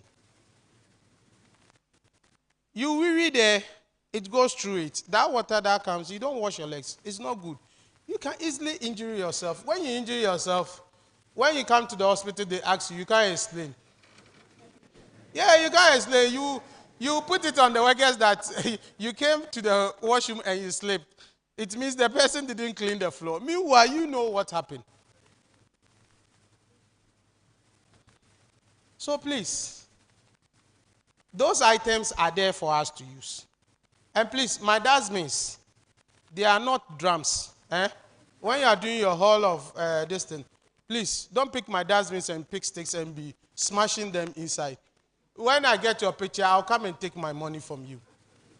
Unless I don't get your picture, I'll come and take my money because it's for refuse. It's to store the refuse that you generate so that we come and pick them up. So when you spoil them, It means there's no place to store the refuse that you generate. And here too, if we miss one day without collecting your refuse, you can't stay on this campus. The whole place will be messed up. So please, those items, you have to take care of it for us. By the time we haven't started rolling out source separation of waste, but very soon we roll it out. When we roll it out, then you join us so that we make the campus a better place for all of us to stay. And the last one I want to talk about, please. At your various halls, when you are engaging in your other activities, do you understand your other activities? Okay. Usually, I dislodge your septic tanks. What I find inside is not a lot of condoms. Please, the condoms, don't put them inside for me. Because the septic tank, there's supposed to be an activity there. So when you put these condoms and your pad and other things, you give me a lot of problem. Because when I come and I'm dislodging it, or I engage the workers to do other work there, then they'll be complaining. Because the lines are blocked. When you come, what is it? Condoms or pad, or sometimes panties. Either boxer short or the ladies. It's very bad. Please. You are adults now. You are adults now. So every adult is what? Very, very responsible. So whatever activities we are doing, we have to do it very careful. And please, when you take your sachet water, don't throw it away. That the sanitary workers, if you don't throw it away, they don't get work to do. No. That is a typical attitude of a Ghanaian. Because if you don't make refuse, it means they don't get work to do. Who told you that they don't get work to do? They get work to do. So there are various dustbins placed at there are dustbins that are placed at various vantage points. You drink your water, whether be in its bottle or whatever refuse, put it in your bag. When you reach that place, you just what? Put it back there. Eh? You just put it back there. You get me? So please, when you are walking around campus, don't litter it. Don't litter it. And those of you who use the summer hat for learning, most of you after that, you just see that they mess up the whole place again. If you mess up the place, what about your other colleagues who want to come and have some discussion there? It means they can't come and sit there. I don't think you'll be happy when you come and use the place. It's messed up. So cleanliness is not to what? Okay. Thank you.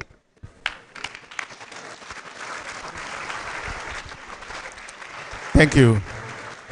Next manager. And Salifu, we are not discharged.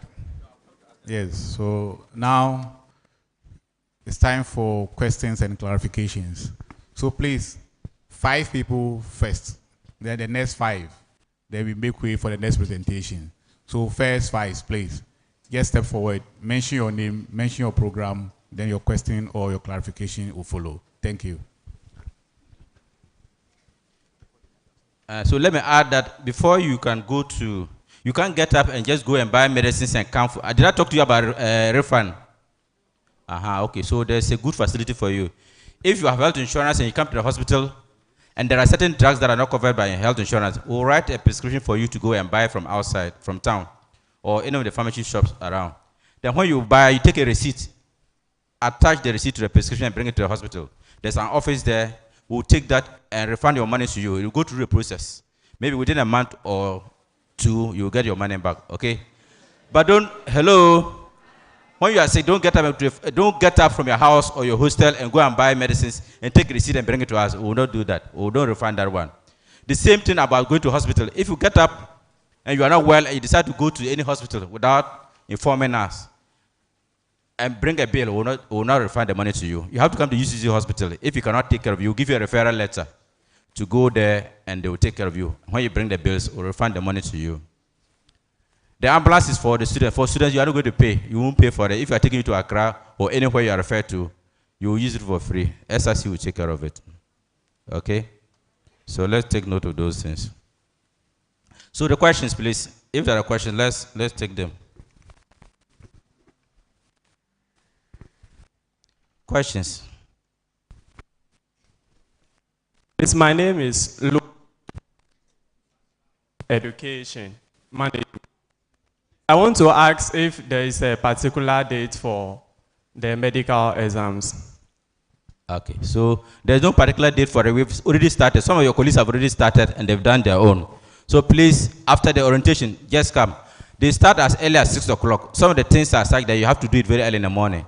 When you come there, you ask you to bring your urine and other things. So come as early as around after 2 o'clock. If you haven't come, we will not attend to you again. That means by 2 o'clock you should be in the queue, so that you are not sacked. So please, let's come early in the morning. Optometry, they have a department at science here. So those who are going to do the eye test, you can either come to the hospital and do it, or you can go to optometry, they will do it for you. So let's take note. Early in the morning, you come and then you do. So if you go to the lab and the people are too many there, go to the X-ray unit. If you go to the X-ray unit, the people are too many there, go to the eye clinic. If you go there and the people are too many, go to where? The dental clinic. So in a day, you can do about 3. The following day, you come and do the other 3, and that's all you are done. Some of you say you are busy. Busy doing what?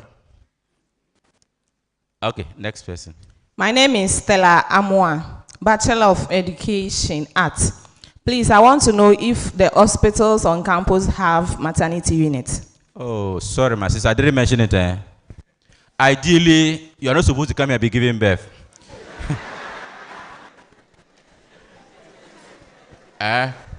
But those of you who are married, we have a maternity ward there, ANC, even family planning unit. We have a family planning unit at the hospital. I didn't mention that there. Oh, sorry, I skip it. Very sorry, but it's there. Family planning, all the methods are there. All the methods are there. If you are pregnant, we come to the hospital, ANC. We'll take care of you till you get to labor. We will help you to give birth to a very bouncing baby, okay? But that is not the main reason why you are here. I said that one is for those who are married. Those of us who are yet to marry, you can't even provide your money. You want to. Next question. Okay, I'm Patrick Auku, Beard Com Design. I heard we have infirmarians in every hall. Yes. So I would like to ask those of us staying in private hostel, do we have something like that? Thank you. So once you are private, you don't have what we have. Maybe next semester, no, next year, maybe next year, if you are lucky, you find yourself in a hall, look for it. They are there. All the traditional halls, we have infirmaries there. And the infirmaries are manned by people who are nurses. Some of them are also students, but they've already done the diploma program and they can handle you. They can give you first aid. And if your situation is beyond them, they will call the ambulance and the ambulance will come and pick you to the hospital. So the traditional halls have the infirmary, but somebody who is staying in a private hostel, even the private hostel, I don't know some of them more. If you call us and you don't describe very well, it will be difficult for us to even come and pick you. But we don't have infirmaries there. Because that place, we don't control those places.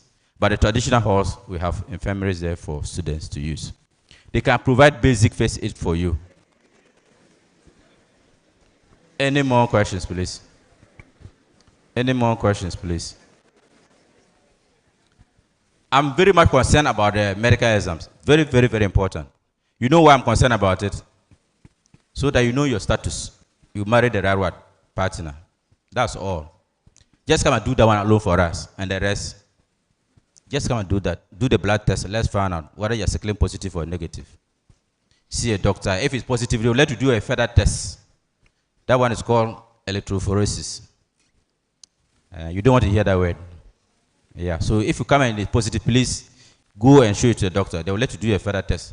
That one, what they do, they'll find out whether you are AA, AS, SS, SC, there are many. They will find out which of them you belong to, and that will help you a lot. So please, let's come and do it. It's important. Any other question, please? As I said, you need a referral before you can go and do anything. The numbers we gave you, I will also add the ambulance number. You call the ambulance when you really need the ambulance to come and pick you. Don't call and when the ambulance gets there, say, oh, please, we are late for lectures. Come and pick us for lectures. If you do that, we'll take your phone number and trace it from the The ICC people, they will get your name and you will be sacked. Please, don't do it. Frank course, we don't do those things. The ambulance people, they are human beings like us. They use fuel to run the car, so you don't call them. And when they get there, they say, oh, we are late for lectures. Come and take us for lectures. Or sometimes they will call, and when you get there, they say, oh, it's the girlfriend who is sick. And they, I mean, all manner of funny things they do. We don't want those things. You are calling her because there's a problem. If you don't get them, say, oh, talk to my girlfriend, and he's the one who said he's having stomach problem. Then when they talk to the person, he's not saying anything meaningful. Or you can't even find the person self. Once you call the ambulance, please come and wait at the porter's lodge. Come and wait at the porter's lodge. Don't stay on 4th floor or 5th floor, room 45 or room 215. We can't. The ambulance cannot climb up there. You have to come down and come and wait for us at the porter's lodge. Within 10 minutes or less than that, the car will be there. Yes. Okay, my name is Charles Osei, and I'm a friend Beard Accounting. Please, my question is, the report we are supposed to bring to the hospital, there are some parts that are supposed to be filled by ourselves. So are we supposed to fill it before we bring it to the hospital? Yes, you do. Fill it before you come. Or you come there. If you cannot fill, you ask us. The nurses around, you ask them, they will help you to fill them. Yeah, the one that is called confidential form. Yeah, the confidential form, that's the only one you are supposed to fill. You come there, we can assist you to fill it. We'll put samples at the hospital. We'll put samples of how it is done. Those is yes or no. If the disease that is there, you have it or you have it in your family, circle what? Yes. If you don't have it, you circle what? No. Very simple. Okay. Please, those from don't tell lies. So, if you are hypertensive, tell us that you are hypertensive so that you continue to give you your medications here. Some of you are on medication, so please, if the medications are getting finished, come to the hospital. We'll give you some again. Okay, my name is Mila Caleb. I'm a friend Beard ICT. I took and I used the same results to fill the form. You took X-ray? Yeah, because according to my science teacher, he said taking X-ray regularly can cause cancer. So, can I use the same results? The X-ray can cause what? Cancer. Taking it regularly. Taking it regularly. And you said you took it when? Last month. That's where? Some part where I'm coming from. I said where? Where did you take it? Which hospital? Yeah. 14.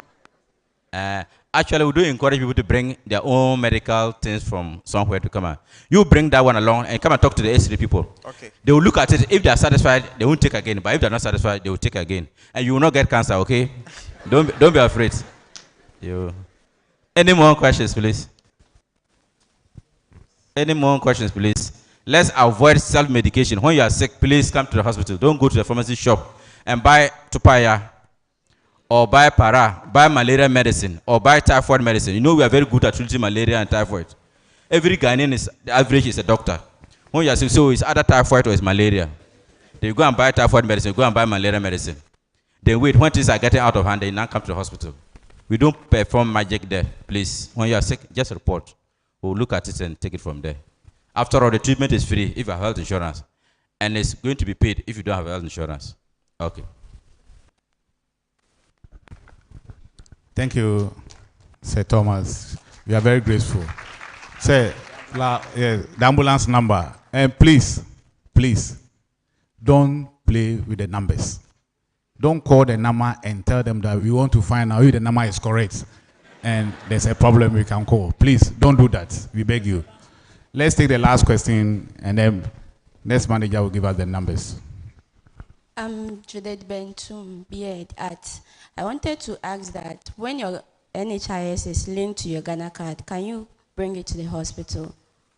Yeah, so you bring it. If the two, you bring the two. If I willing one, you bring it.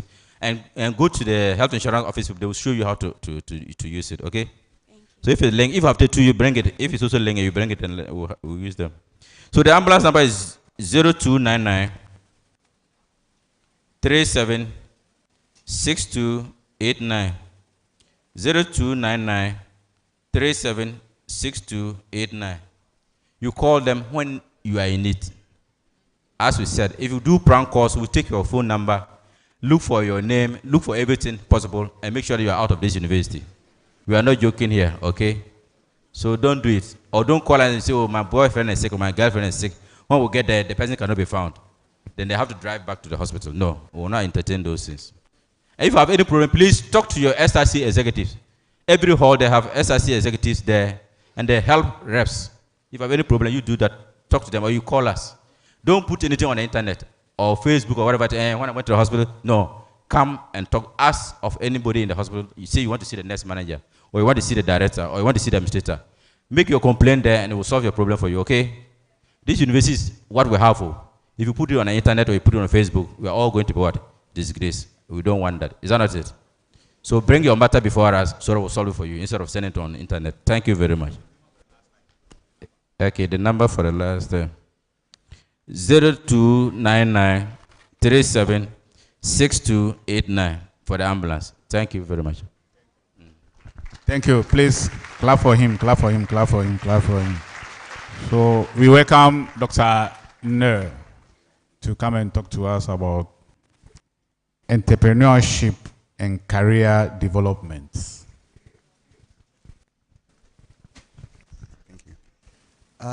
Thank you very much. To stand on the protocol, Prof, Provost, and team, permit me to stand on the protocol. We stood for some time, right? And Uncle Tom talked about paracetamol, right? Let's be on our feet. Let's all be on our feet. Who said para? Oh, who said para? Come. We just want to do a very small exercise, okay? He's coming to help us to spell paracetamol. Right? He will help us to spell paracetamol with his head. Okay? As he does it, we also follow suit. So, you know how to spell paracetamol, right? So you mention the letter, and then use your head to what? Write it, and then we'll all follow. Okay? And then we'll move on. So, to you. Paracetamol. Capital P.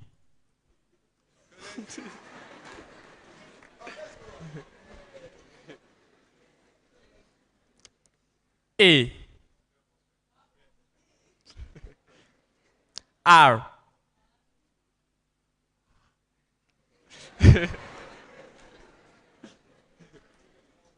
A.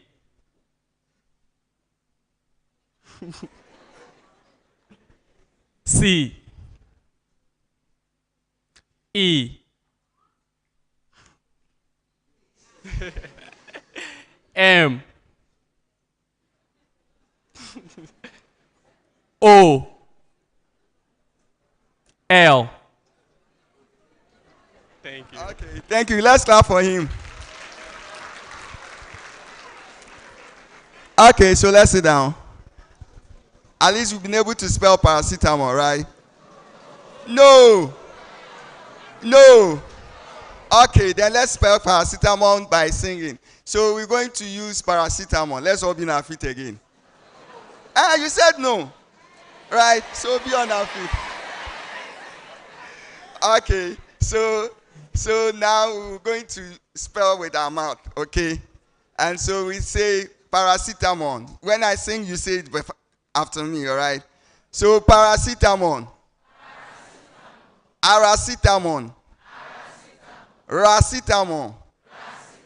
Cetamol. Etamol. More. Amor. We spell paracetamol, right? Okay, so clap for yourself. Give it to yourself. Okay, we're talking about entrepreneurship, right? Good. Please, the slide. Okay, so I represent the Design Thinking and Innovation Hub. It's one of the directorates of the university. It's also part of the VC's initiative of making UCC an entrepreneurial university. We're looking at a certain time T that all of you, you're doing BEd, right? BEd in different categories of programs, right? Whereby when you finish your BEd, you're not only waiting for juniors to post you, right? Good. When you finish your BEd, you're not only waiting to write your licensure, all right? We're looking at a context whereby, per the university's vision and missions now, whatever study you make or you do or you pursue, you'll be able to create certain entrepreneurial acumen out of it. You can have your own businesses. I have colleagues I schooled with in the US and the Netherlands that when we finish school, they had opportunities to work for big companies. They decided never to do that. They had education background. You know what they do? They develop apps. They develop contents in the various subject matters that they work in, right? And it's giving them core income than probably just sitting to work in a corporate or just in a classroom. I have a number of them that are using some of these apps also, as you know, to teach, right? Just yesterday, I was in a world webinar whereby we're talking about turning ICT, some of you were talking about ICT, home econs and all the things, into games and creating an entrepreneurial pathway out of it. That's part of the vision for the university. So that when you're doing archaeology to zoology, you'll be able to, create some form of business out of it. Even if you are in the classroom teaching, you'll be able to turn your teaching notes in an entrepreneurial pathway that will change the mindset, right? And be able to make something. So that is the purpose and the vision of the Design Thinking and Innovation Hub. We are looking at being able to help to support faculty and administration in entrepreneurship support, right? So from archaeology to zoology, we are there to give that support services. Again, we also help to work in career development. Some of you are in here, you said they gave you the program because you didn't get your first choice, right? If you get lemon, what do? You make what? Lemonade out of that, right? So for the DAB, we help you, whichever course, whichever program background that you got. When you come in, we're able to walk you through a career development support services, right? And we run such clinics over there also. Again, we also help in the various SDGs that are moving on from employability to education to having a healthy living within the context of what we do. So the design thinking itself, from the word design thinking, is being able to create some innovative pathways, right, in the field of inquiry that you find yourself, or the subject matter of which you train you guys to become service providers yourselves, right? So don't sit in there and just have an idea and you say, how do I go about it? And you are just sitting in there. The D-Hub is there to provide guidance and support services in there.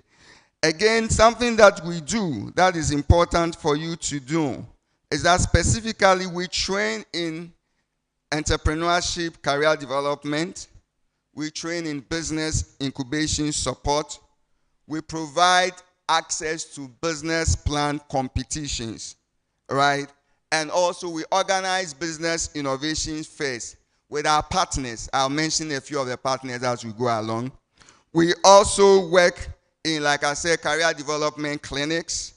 And then we offer opportunities for all of you to engage in various volunteerism, volunteer opportunities. We also merge with other volunteers that come in with those of you who are in our ecosystem or database to work in that. And then the last one, we have the Cosmos Innovation Center programs that are dealing with a lot of technological innovations, pitches, and competitions. We work with them also. Currently, as we're talking about, we have 4 teams that have qualified to the finals that are competing for $50,000 US. When I get to the achievements, I'll talk about some of the things that we're doing in there. Please, the next slide. Yeah. So far, we have trained over 2,000 students. And overall, we have trained also about 50 faculty that fall within the various segments of the divide. We have programs such as what we call the UK ICure, whereby somebody in BEd education, direct education, say primary education or secondary education, right, will pair with somebody doing BEd, let's say ICT, right, and somebody in MPhil food sciences, right, to come out with something that can help to become a business out of the subject matter that you have studied. All right? This particular program will help you to bring your various knowledge and skill sets you've developed together. And normally it is also with faculty. So we have senior members that even do that together. All right? And then you can compete for as far as £75,000.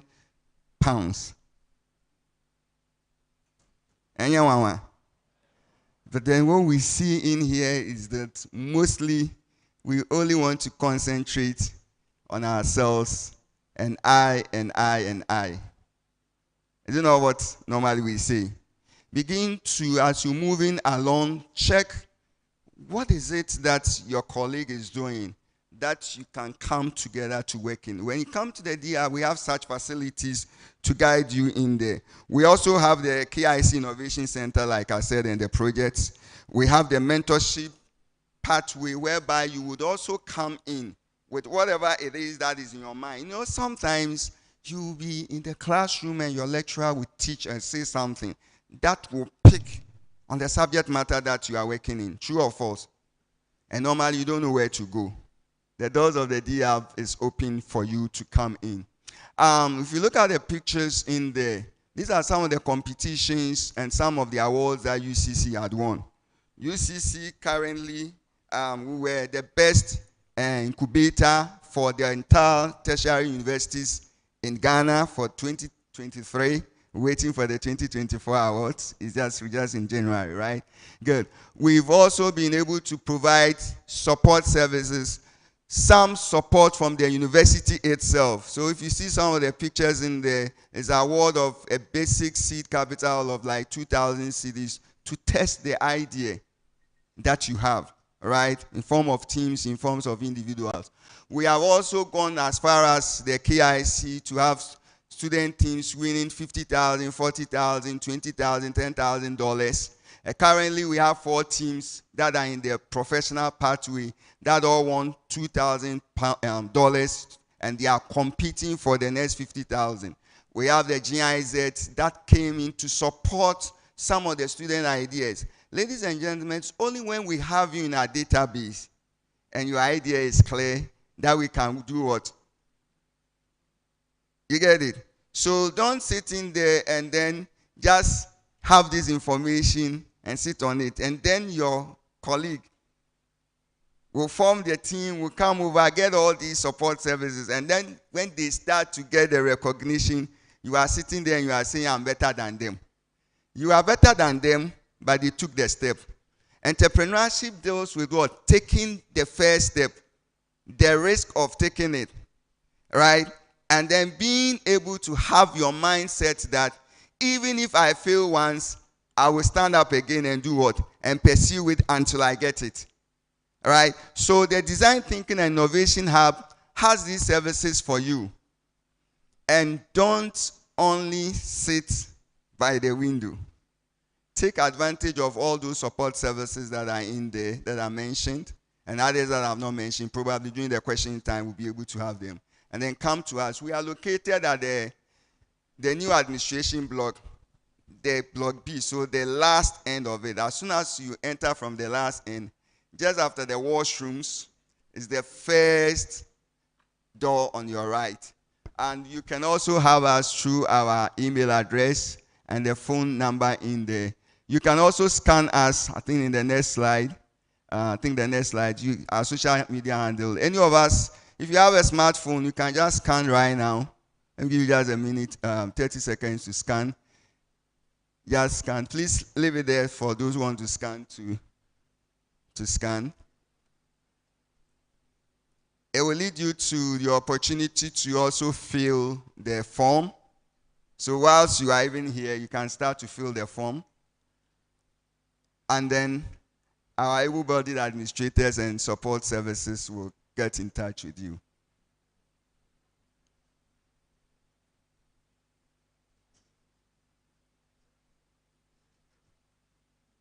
Are you done? Is it working? Okay, so thank you very much. And then any question time.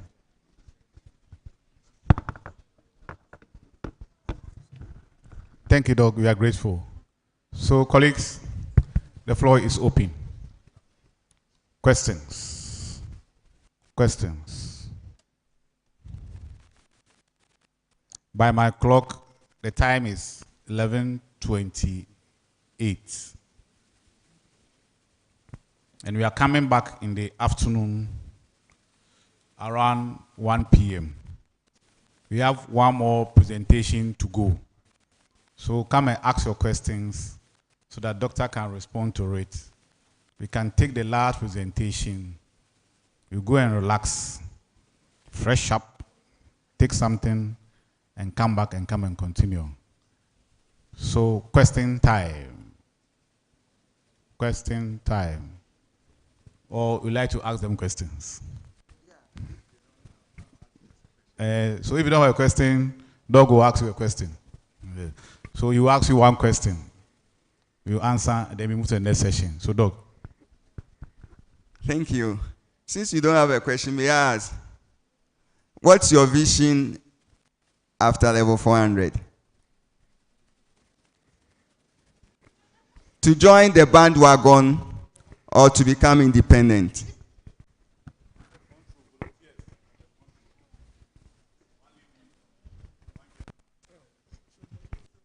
The gentleman first. Yes, please.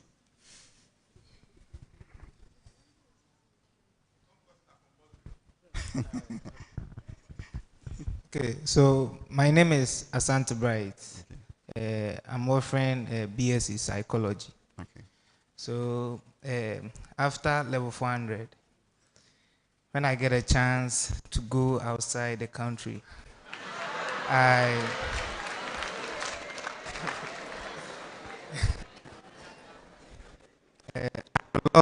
join the investigation, like the BNI, FBI, and the rest in the investigative aspect. That's it. That is it. Okay, thank you. The next volunteer, and I'll say something after about that.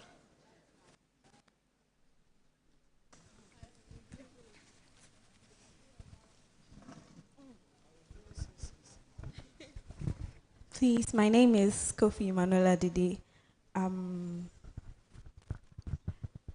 I'm studying clothing and textiles, so yeah, I would like to be a teacher at the same time, have my own business at the side. Yes, please. Okay, thank you. So, my brother wants to get into that field abroad. Which country? US. 99% of those in that field are having their own businesses. And they serve as consultants and contractors for the government of the United States of America. So why don't you start now than to get in there? And you use the word when. So if you have not gotten the chance to get there, what are you doing now that will leave you to get that opportunity to get there? And it is not about just your certificate. It's about the value you add to that. All right? And you too is the same thing. All right? So we are open for you. Come in. The fact that you want to do business or you started some business doesn't mean that you can't add on. I can't have a statement that says Tikuro and Kwejina, right? And you have the expertise. We are one of the best. You know, UCC is the number one. You know, number one university in Ghana. You know that. And West Africa. And you know we are the main entrepreneurial university now. Forget about the Lagonites. I went to Legon. I know I'm on air, but they know it. Right? So come and let us pick it from there. And together we'll make it happen. Thank you. Thank you, Doug. We are very grateful. Their doors are open at the central administration. Take the QR code and get to them and prepare yourself before you exit. So we're going to the last item, learning of the UCC Anthem. It's very, very important. So Mr. Saki is here. Dr. Saki is here. You lead us to learn the anthem. Because during matriculation, you use the anthem. During congregation, you use the anthem. And you should know how to sing the anthem whenever you are called upon. So, Dr. Saki, we are listening to you. Good morning once again. I know some of us are feeling the heat So I will try as much as possible to finish within 5 minutes. Let me do well. Ken, can you transpose -2?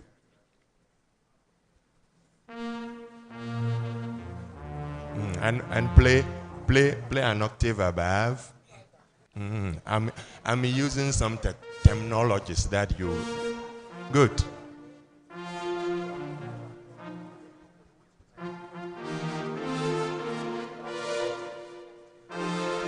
Okay, that's fine. That's fine. So you see, and don't worry, don't worry. I'll give it up to you. I mean, it's one of the best in the country. It's one of the best anthems. You will love it. We will sing it during our matriculation, our graduation, and almost all official programs at the university, right? UCC, UCC, we are the liveliest of them all. UCC, UCC, we are the teachers of the nation. We learn to teach, we find out and pass on, we counsel, we guide, that all may be enlightened. Yeah, very beautiful lyrics, right? Always when you are singing right.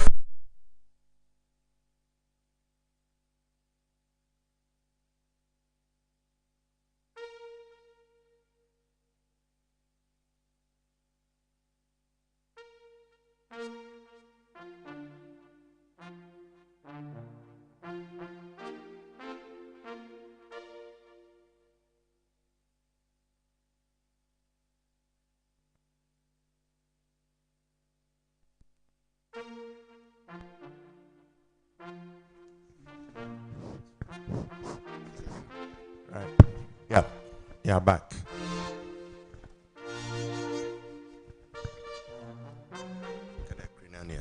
Good. So when we finish, just as I was saying, once you are singing, you reflect on the words. That's beautiful words to help you in your studies here on campus and even after UCC campus. Now, so we'll take it line by line quickly. UCC, UCC, we are the liveliest of them all. UCC, UCC, we are the liveliest of them all. 1, 2, 3, 4, and UCC, UCC, we are the liveliest of them all. Good, good. Let's take it one more time. 1, 2, 3, and UCC, UCC, we are the liveliest of them all. I'm continuing. UCC, UCC, we are the teachers of the nation. I'll kindly ask that at least we listen. Maybe we know it, we've heard the audio somewhere, somehow, but let's listen. If there are some wrong notes that you sing, then you correct yourself straight away. UCC, UCC, we are the teachers of the nation.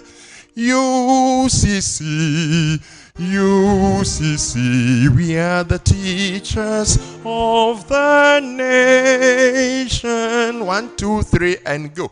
UCC, UCC, we are the teachers of the nation. One more time, the second line. UCC, 1, 2, 3, and UCC, UCC, we are the teachers of the nation.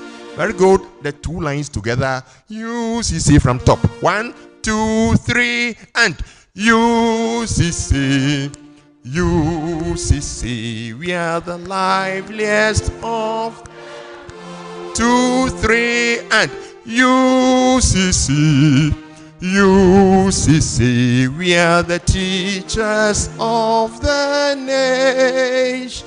Beautiful. Line 3. We learn to teach, we find and pass on.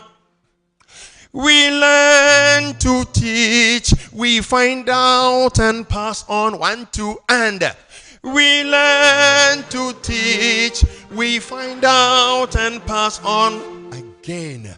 We learn to teach, we find out and pass on. We counsel, we guide, that all may be enlightened. We counsel, we guide, that all may be enlightened. 1, 2, sing. We counsel, we guide, that all may be enlightened. 1, 2, 3, repeat. We counsel, we guide, that all may be enlightened. Let's take it from line 3. We learn to teach. 1, 2, and. We learn to teach, we find out and pass on. We counsel, we guide, that all may be enlightened. Beautiful. Now from top to line 4. 1, 2, 3, begin. UCC, UCC, we are the liveliest of them all. 2, 3, and.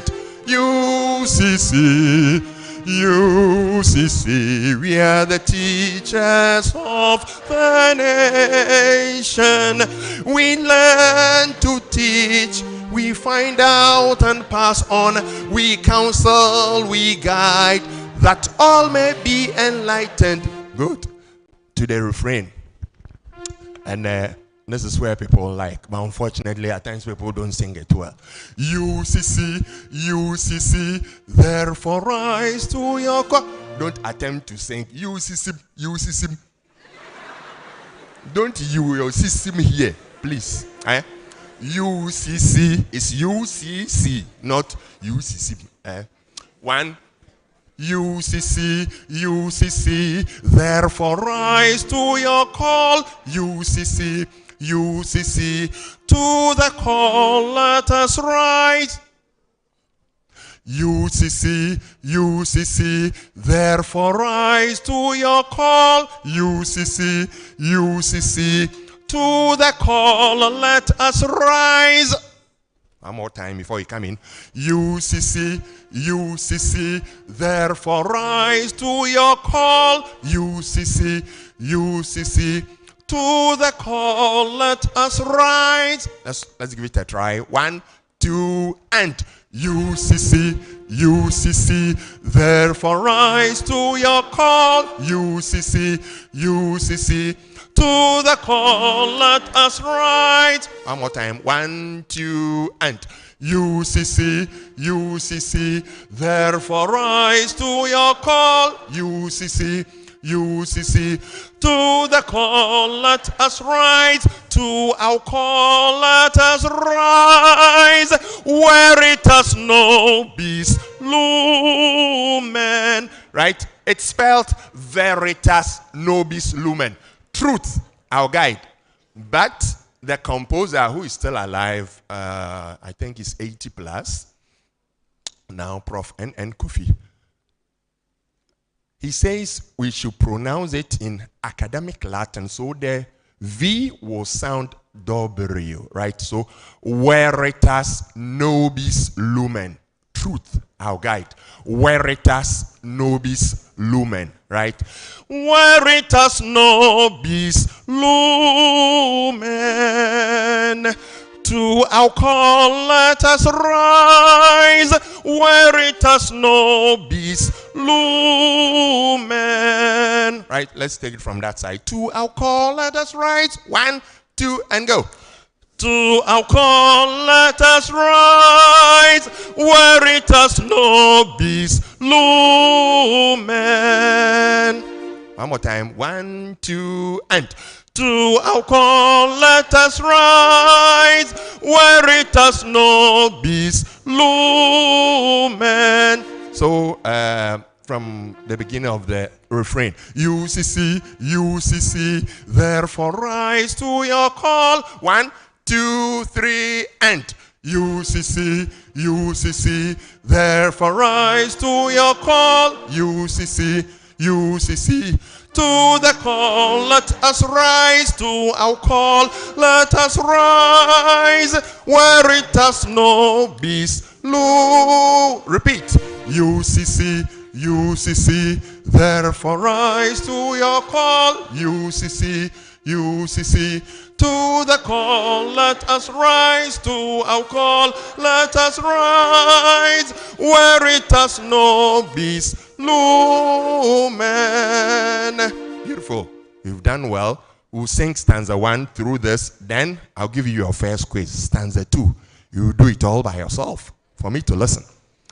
So from stanza 1, UCC. 1, 2, and UCC. UCC. We are the liveliest. 2, 3, and UCC. UCC. We are the beautiful. We learn, we find out and pass on, we counsel, we guide, that all may be enlightened. UCC, UCC, there. UCC, UCC, to the call, let us rise to our call. Let us rise where it has no beast. No, repeat the refrain. UCC, UCC, UCC, UCC, to the call, let us rise to our call. 1, 2, 3, where it has no beast. Lumen. Clap for yourselves. Good. Now, it's our time for our test. UCC, we are the humblest, so I won't even sing. Let's go. 1, 2, and UCC.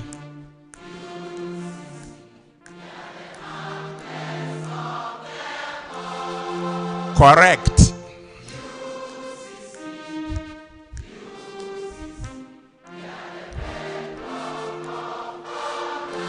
Another correct.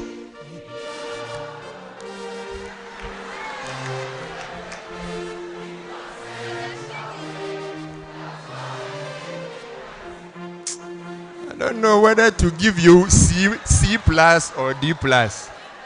Okay. Okay, so let me help you out. Being proud of this, we students and workers in concert shall work, that your image may be heightened. Being proud of this, we students and workers in concert shall work, that your image may be heightened. Let's give it a try. One go. Being proud of this, we students and workers in concert shall work, that your image may be high. One more time and go. Being proud of this, we students and workers in concert shall work, that your image. Perfecto. But your last stanza. 1, 2, and UCC and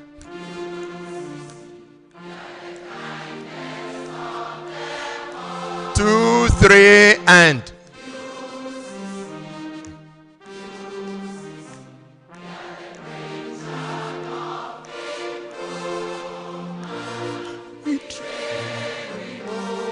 and live by his vision to impart all virtues that Ghana may.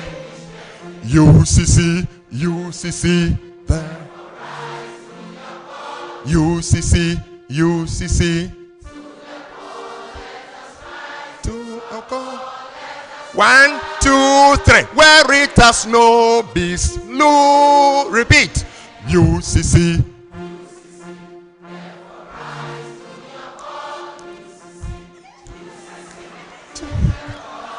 us rise to our God. 1, 2, 3. Where it has no beast, look. I'm really impressed. I'm really impressed. Now, just as we don't sing our national anthem sitting, we can sing our institutional anthem sitting as well. So, my able TA, please come. Let's be upstanding, please.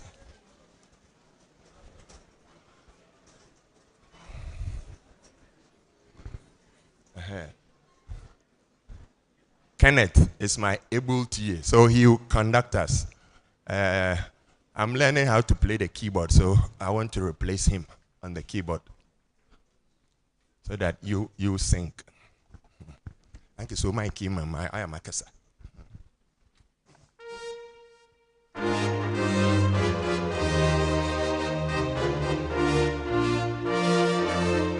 To and.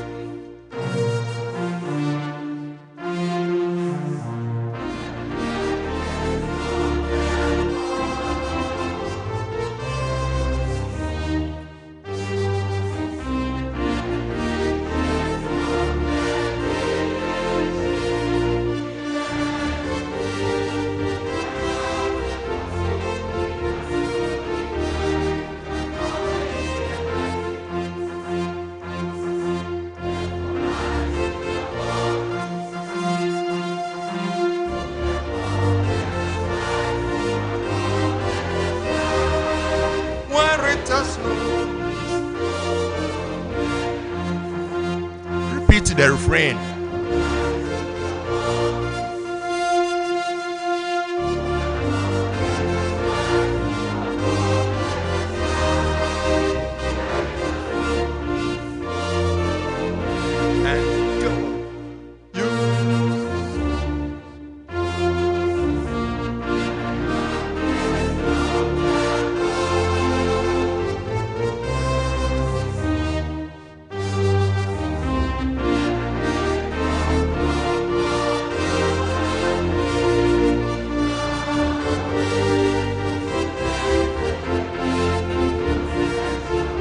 That your image may be heightened.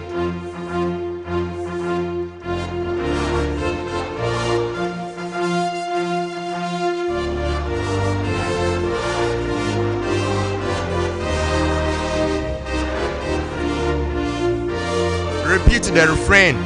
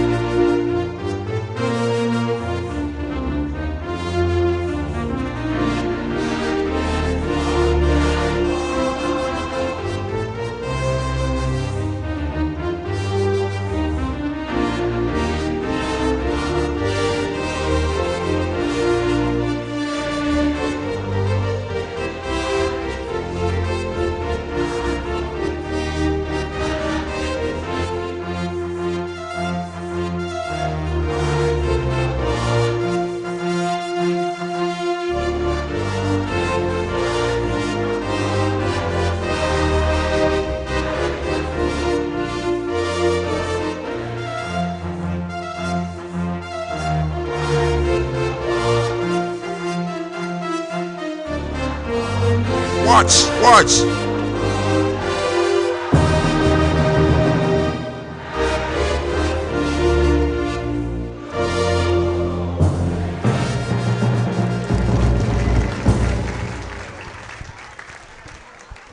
Okay, kindly take your seats. I know some people are doing Facebook and TikTok live already. They want their friends globally to know that they are singing the anthem of the #1 university in Ghana and West Africa. Anyway, congratulations. Well done. Thank you, Doctor. We are proud of you. We are proud of you. Thank you all. I mean, this is my first time that I've seen that students have learned this in a split second. Congratulations. Great, great, great. I love it. So we are bringing the morning session to a close. Professor Dofia, who is deputizing for the provost, will give us a few statements and then we call it off. Please, 1 p.m. we will start. We are not entering 1 p.m. We are starting at 1 p.m. So buy something, quickly get yourself organized, and come in, get seated before 1 p.m. So, Professor Dofia. Give a round of applause to yourselves. And one to our presenters this morning. Good. Very soon, we'll be going to get something to eat, and by 12:30 p.m., please, let's try to be here because the program will take off exactly at 1 p.m. So far, we've had 5 topical issues discussed with us this morning. The first one being unlocking the potentials that you have. And all that I want to say about this is that quickly try to identify your potential. If it is in home economics, if it is in psychology or wherever, please identify it and develop it. Secondly, we have a talk on about examination. And one thing I want to say about examination in UCC, I want you to get me very clear. Exams are being organized by the university, not your lecturers. So if you are not able for ABC reason, write your exam, don't go and plead with your lecturers. Even if he's your father or uncle, he cannot help you. So take examination issues very, very serious. We had a talk on health. And all that I want to say about health is that your health is in your own hands. Health is linked to longevity. Yeah. So if you want to live long, the old adage said, long life is in your hands. If you stretch it longer, it stays longer. If you are not able to stretch it, it ends. Your health is in your own hands. If you are sick, please visit the hospital. We learn about entrepreneurship, and I just want you to identify the unique talents that are in you, and you can develop yourself, even with online activities. Finally, we have learned this UCC item. One word that casts across is call, call, call. Therefore, rise to your call. It means put strategies in place and set your priorities right. And let this anthem guide you in all that you do in UCC. Shall we humbly bow our heads as we pray? Heavenly Father, we call upon your name right from the beginning. You've been with us. We have learned a lot. We thank you for seeing us through. We pray and commit this break into your hands. I know that many will get out there and eat without praying. So Lord, I pray over their food and their meals and snack, that it be sanctified, be disease-free, that they will get strength even for the afternoon activities. We pray for your divine protection, care, and guidance. It is our prayer that you will assemble us here for that afternoon section, and you will see us through. We give you glory in Jesus' name. Amen.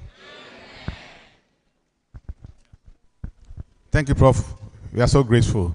So please.